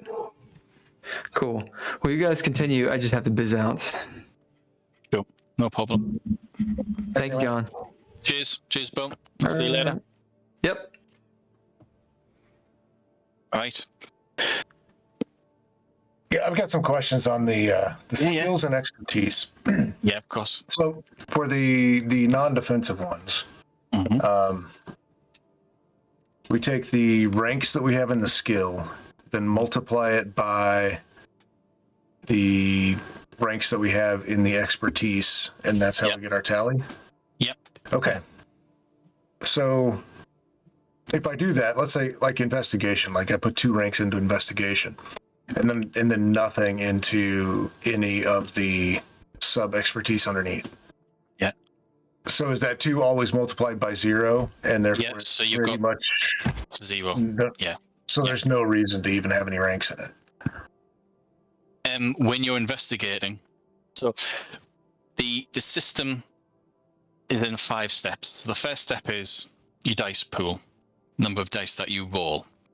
So the first step is pure random.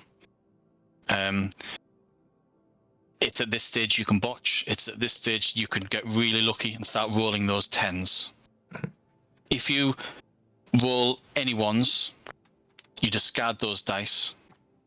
If after you've taken away the 1s, if the immediate tally on those dice, and this is if you've rolled really badly or you've got a very, very small dice pool, if that's 5 or less, you've botched. And you go straight to the outcome. If you rolled pretty well and it's above 6, this is where skills come into play. Skills determines the number of dice that you keep. If you roll 10s, you automatically keep the 10s. So when you've got investigation 2, so for example, you're searching around, you roll your attention.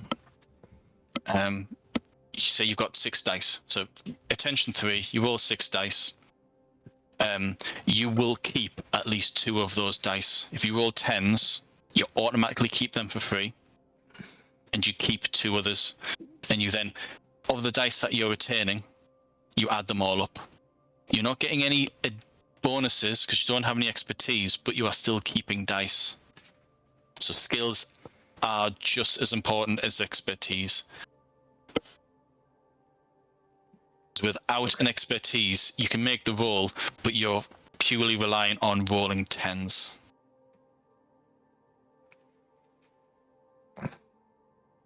Okay. I think I get it. Yeah. What's the difference between sleeves and bracers? Are they the same thing? It's just I use different terms to distinguish them between the light and the heavy.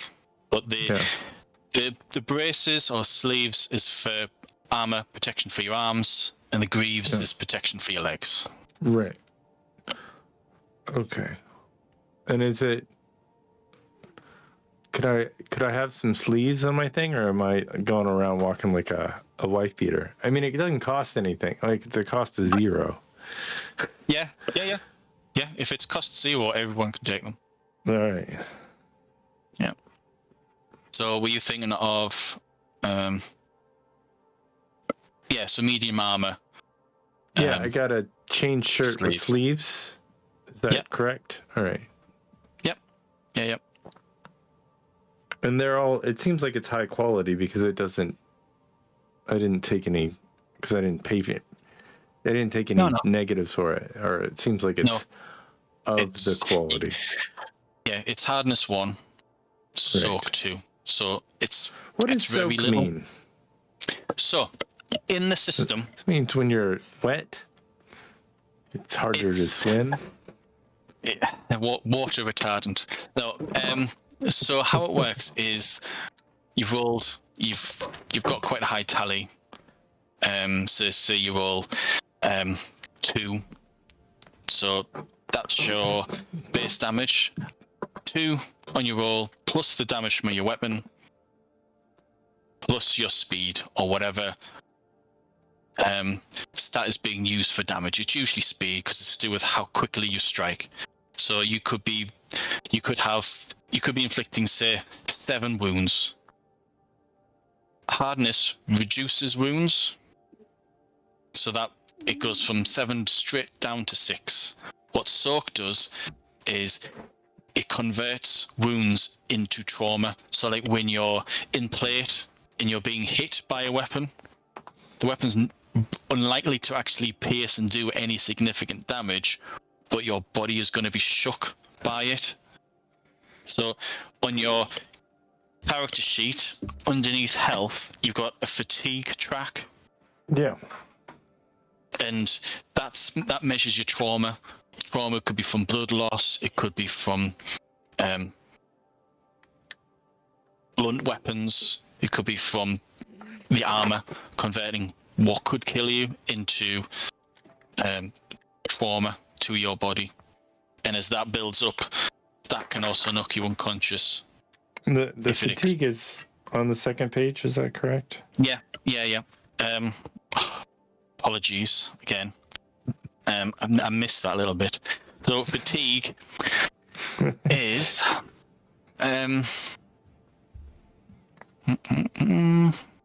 pretty sure it is resistance.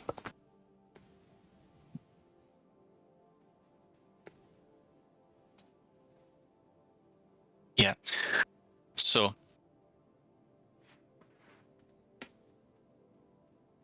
Do I just add like a little? What are your character's resistance, Hallie? How do you add that? So if you look under athletics, so is it under athletics, 7? Is that a possibility? No. 1. So it's how about 1? So it's have you got athletics 1? No, athletics 2. 2. What's your resistance? 1. So it's 3. So that's no. It's always times. So it's 2 times 1. So that's 2. Oh, 2. It's a defense. So that's 4. So your resistance is 4. Okay.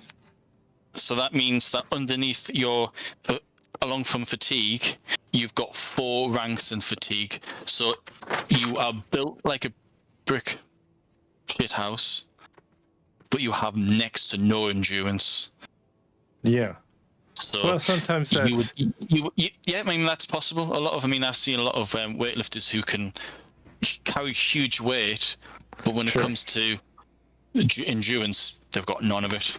So you strike first and fast, and then hope that takes care of it. Yeah. So you would have 4. So you've got 4 ranks at -0, and before moving into the minuses, that's for trauma damage. Again, from trauma from attacks, disease, poison, blood loss, that sort of thing. So, like for you, Miller, what's your athletics and resistance? Athletics 3, resistance 1, which gives me a -6. Yep. Okay. So for you, your fatigue under -0 is 6.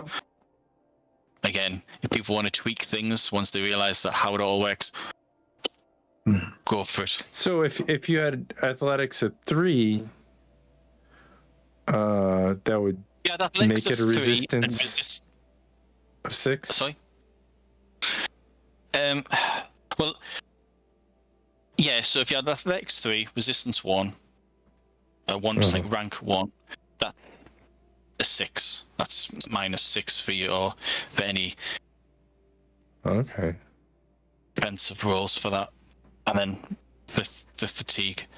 So if you wanted to go out for like a character who could really survive a fight, you would just say athletics 3, resistance 3, and you've got 18 ranks.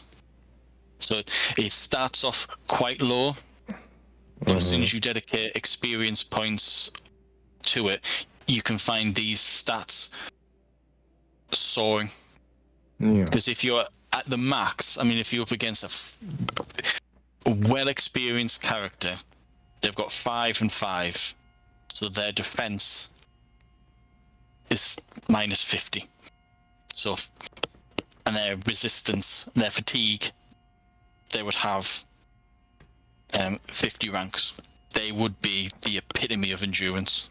But if they've got high ranks than that, they'll have low ranks than something else. That's all. 2 and 2. If it was So 2 and athletics. 2. So that'd be -8. Okay. And quickly, so if for instance I have an influence of 4, Yeah. but I don't have a resolve or authority or charm, how does that work? Or do I put? No, if you've got at least 1 rank in influence, you have 1 rank in resolve. So if you've got influence 3, resolve 1, then your resolve defense is -6. Right. So. Right. But I have no charm at all. So I would have to have at least 1 rank in charm. No, you can still make a charm attack. You can still say, right, I'm going to choose to choose charm. It's just you're not adding anything to it. You can always make the roll as long as you've got the skill, or as long as you've got a dice pool. You can make the roll. Skill is how many dice you're going to keep, and your expertise it just gives you that extra boost. Okay. But unless like in the podcast, unless you're using Google Dice, you're going to get some 10s. So you're going to get something. Yeah. Plus whatever you get to keep could give you something between 10 and 30 points. And if you get an outcome of 30, if you get a yield of, if you get a tally of 30, that's an outcome of 3. That's an outstanding success. That gives you something. Copy that. So, if say I have a perception of 3 and awareness of 1, what does that mean? So it's 3 times 1 times 2, so it's -6. Okay.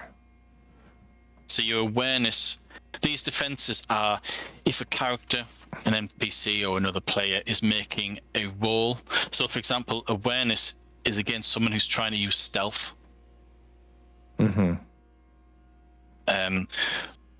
Overlooked is used against someone who's on watch, someone who's using their perception. Evasion, which is under survival, that's used against anyone who's pursuing you through the streets. That sort of thing. Okay.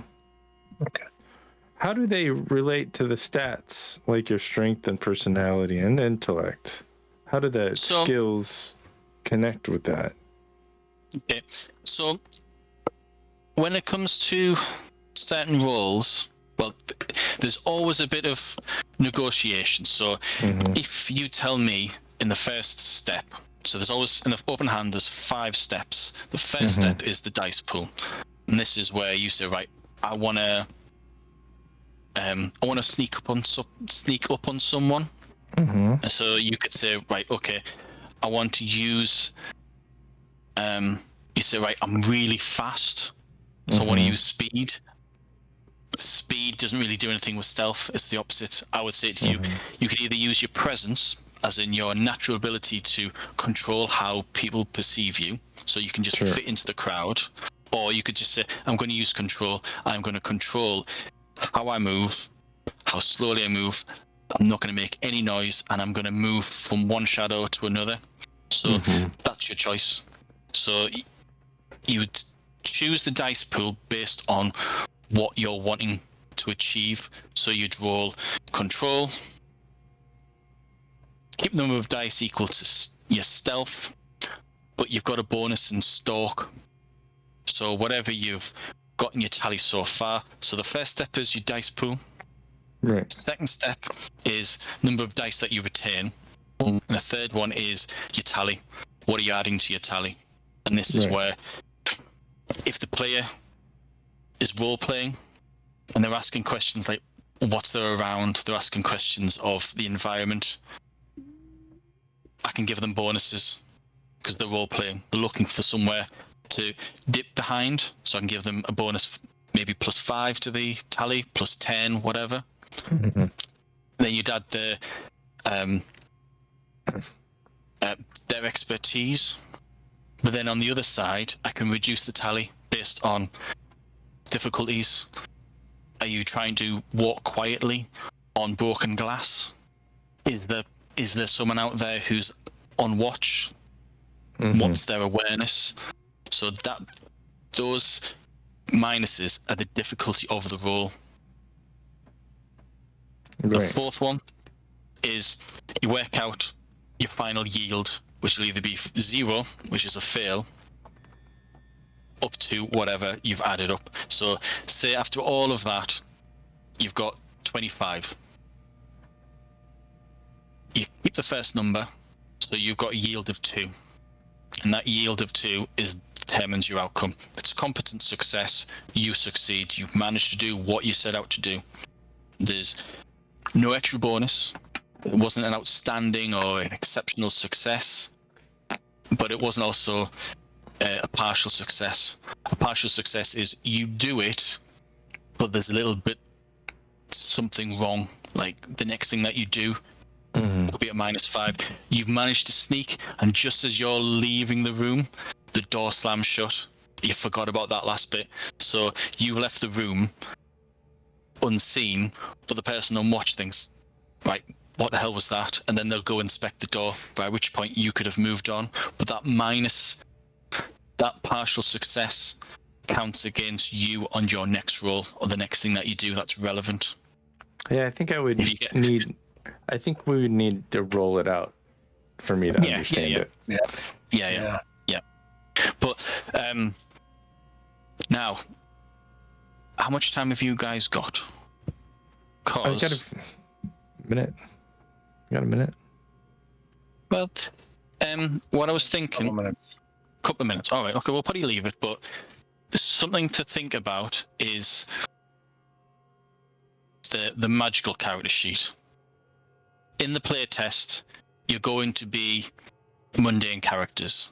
You are ordinary people. You don't know anything about the Great Cycle. You don't know about the Severed Souls, magic, demons, angels. You know nothing about that other than common knowledge of angels and demons, that sort of thing. You don't really know what's going on.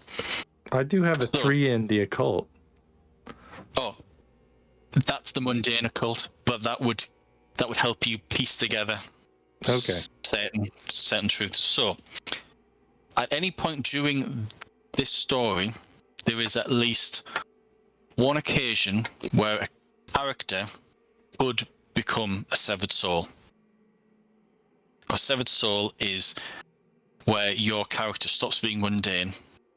Your soul is ripped and torn, severed from the Great Cycle, and you are no longer bound by the rules of the mundane realm, or the real world. You can then perform magic, and through your soul, you can perform spells, you can summon your soul, you can perform rituals, that sort of thing. Now, I'm not going to say which pathway, I'm not going to say which character it could happen to, but it could happen. So, for the benefit of if it does happen, you guys will need to have an idea of what sort of severed soul you'd become. So, there is a second character sheet, which was the magical character sheet, which I linked on Discord. But there are certain things just to think about. The first one is your element. In this game, there are 8 elements. In addition to the 4, earth, water, fire. Earth, water, fire, air. Yes. So in addition to those 4, you also have body, electricity, metal, and wood. Nature. I was looking at that. I had no idea what it was. I thought that was like sin or something, and I'm like, no. So your soul, once it becomes severed, it carries with it a few things. One of them is an elemental core, and this elemental core is where your power springs from. So when you're performing tricks, your tricks are based on one of those 8 elements. So if you're if your soul is metal, then your tricks influence and affect metal. If you want to move a sword by the power of your mind and your metal, that's easy.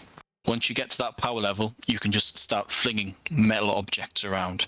If you want to have like a metal radar so you can spot where things are, if you want to distort, create, all those sort of things is possible with experience, but you are focused on the element that you are, that your soul is linked to.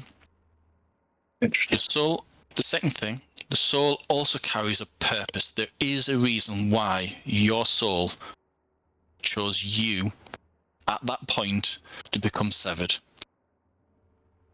It's usually a moment where your soul deems you worthy enough and thinks, oh, I have to do something to stop him from dying. So I will sever myself from the great cycle so that once he survives, you can then go on to fulfill the dream. So this being a one-off, it's not really relevant. But for campaigns, this is what gives all of the severed souls their purpose. So it can either be on your character sheet, you might have filled in an ambition. That ambition could then manifest into this dream. So if you had an ambition for setting up your own bank, international trade, you could turn that into, that's your dream. That is the sole purpose of you becoming a severed soul. That's all. So that's the second thing to think about. The third thing is your soul itself. So it's separated from the great cycle. It exists outside of reality. But when it gets summoned into one of the three realms, it takes its own form. And this form can either be an artifact, weapon, armor, a wand, talisman, something that gives you, the character, a bonus so you can carry it. It'll magically appear in your hand once you summon it, and it'll perform magic based on your element. So if you've got a sword but you're fire, then you could have a sword that ignites in flame. If it's water, when you attack things, you could just say, right, it freezes them. That sort of thing. Second one is something called an ushum, which is a hybrid form where your body is swapped for a half human, half creature. Like, think of werewolf, werebear, that sort of thing. Yeah. The third one is a familiar, where the soul enters the realms and it can take any form as a small creature. With time, it can develop into a larger creature. But it's your traditional witch's black cat, an owl for a wizard, that sort of thing. Don't have to follow any norms. It's just whatever you want it to be. And the fourth one is a horde, where your body is replaced by a collection of creatures. It could be small snakes. It could be small birds. Bees. Yes, the bees. Not the bees. Good old Nicolas Cage. So, again, this horde serves you, and as you develop it, it can split into different cohorts so that you can view multiple things at the same time, or you can use it to attack people. It's the choices are there, but this is for if during this one-off story your character becomes a severed soul, there are things for you to think about, so that in that moment, imagine you've got pinnacle of power, the ultimate power for one scene based on your element, what your soul wants to do, and the form of your avatar, and you can do it. Because it's that moment that'll keep you alive, or get you into a position where you need to get through to then succeed. So if you only got a few minutes, we'll leave it there. But I just wanted to chuck that in because there is the possibility. And I'll speak to Bill later on, but it's something there for you guys to think about, and also for anyone who's watching. If your character starts off as a severed soul or a red hand, then you would do the mundane character creation and the magical character creation, because one of the curses laid down on the severed souls in the mundane, the real world, is your connection with your soul is diminished either during the day or during the night. So so for like 12 hours you're a demigod, and then for the other 12 hours you're just a normal person. So yeah, then that's one of the bits that we may not touch upon in the play test, but it's important, because at any point, just so long as a player isn't deliberately, I'm going to try and get myself killed because I want to become a severed soul, that won't happen, because the severed soul's just you're an idiot. It's gotta fit. It's gotta mean you gotta something. be heroic. Yeah. You gotta do the thing. Yep. Yeah. You gotta make it. So that's that's the work. rationale. You gotta survive. Yeah, that's the rationale behind why your character is an immortal demigod. Yep. There you go. So, well, I think it's a good division. It's a good, an interesting development of stats and stuff.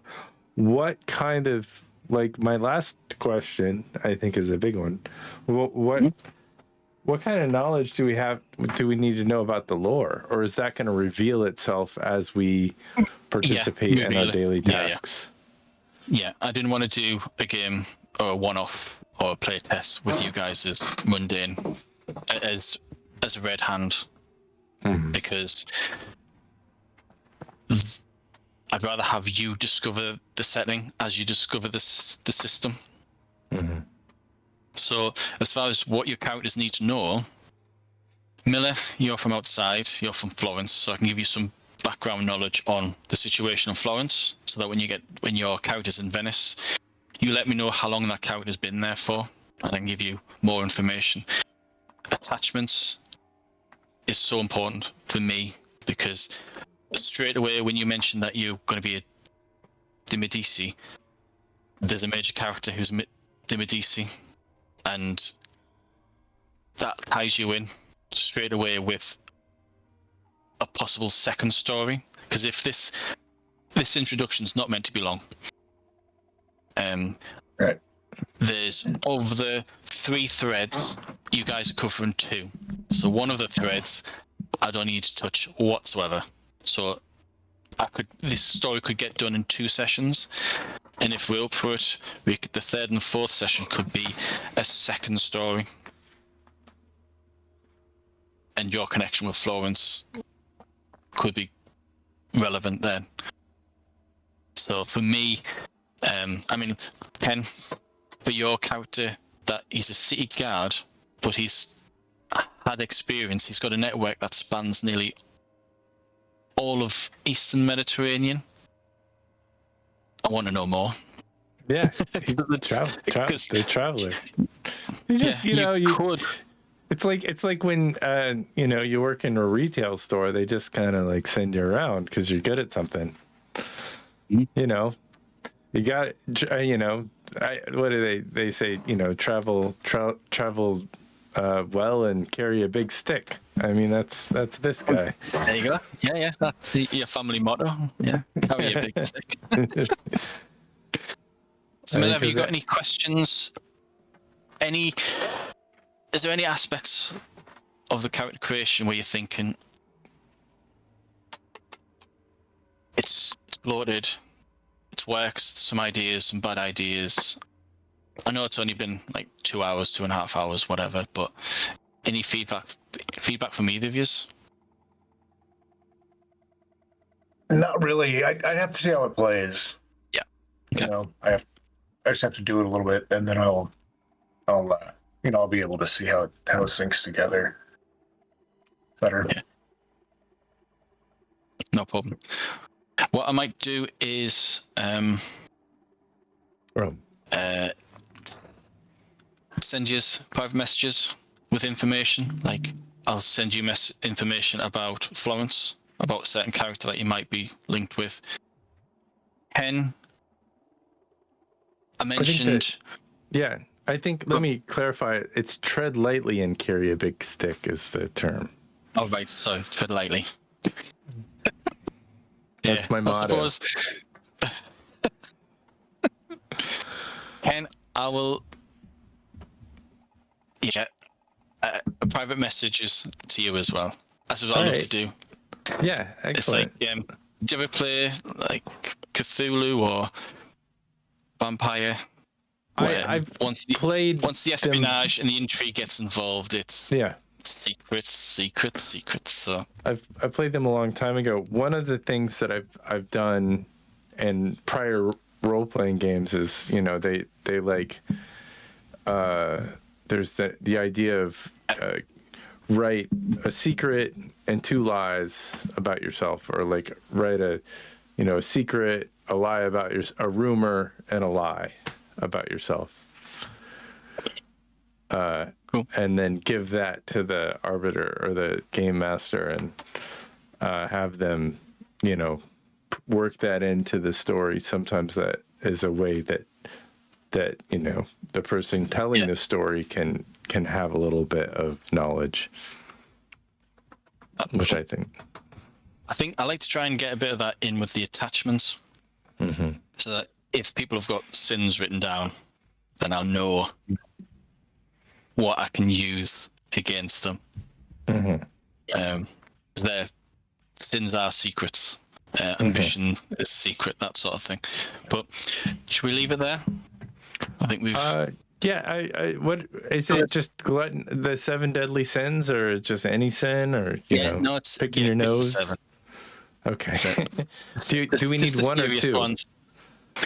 The second sin is just mainly there for if you don't have enough attachments to make up the 5. So you need one at minus 25, 20, 15, 10, 5. So I think the priest, ironically, had to have a second sin because he didn't have enough attachments. So that's going to be an interesting priest. So, yeah. I've got 4 attachments, so... And can I use mama as an attachment? Well, you'd have your family. That could be mama. Yeah. So family is a given. Ambition is another one. At least 1 sin. And then the other 2 could really be from allies, cohort, organization, or patron. Yeah. So, all covered. Okay. Brilliant. Well, I am fascinated with all 3 characters, and it's going to be interesting to see how this one goes. So, more than happy to leave it there, and then see you next week, next Monday. Yeah, next Monday. Yep. Brilliant. Thanks for tuning in to session 0 of the Linen Tapestry, this mini campaign that we were kind of throwing together with myself, Bill, Miller, and John. Thanks all lowercase letters, Mr. Interrupt, Couchfire Media, Tory Blade Productions, and John for putting together this super cool game. Tune in next week, same time, same place. Same bad time, same bad place.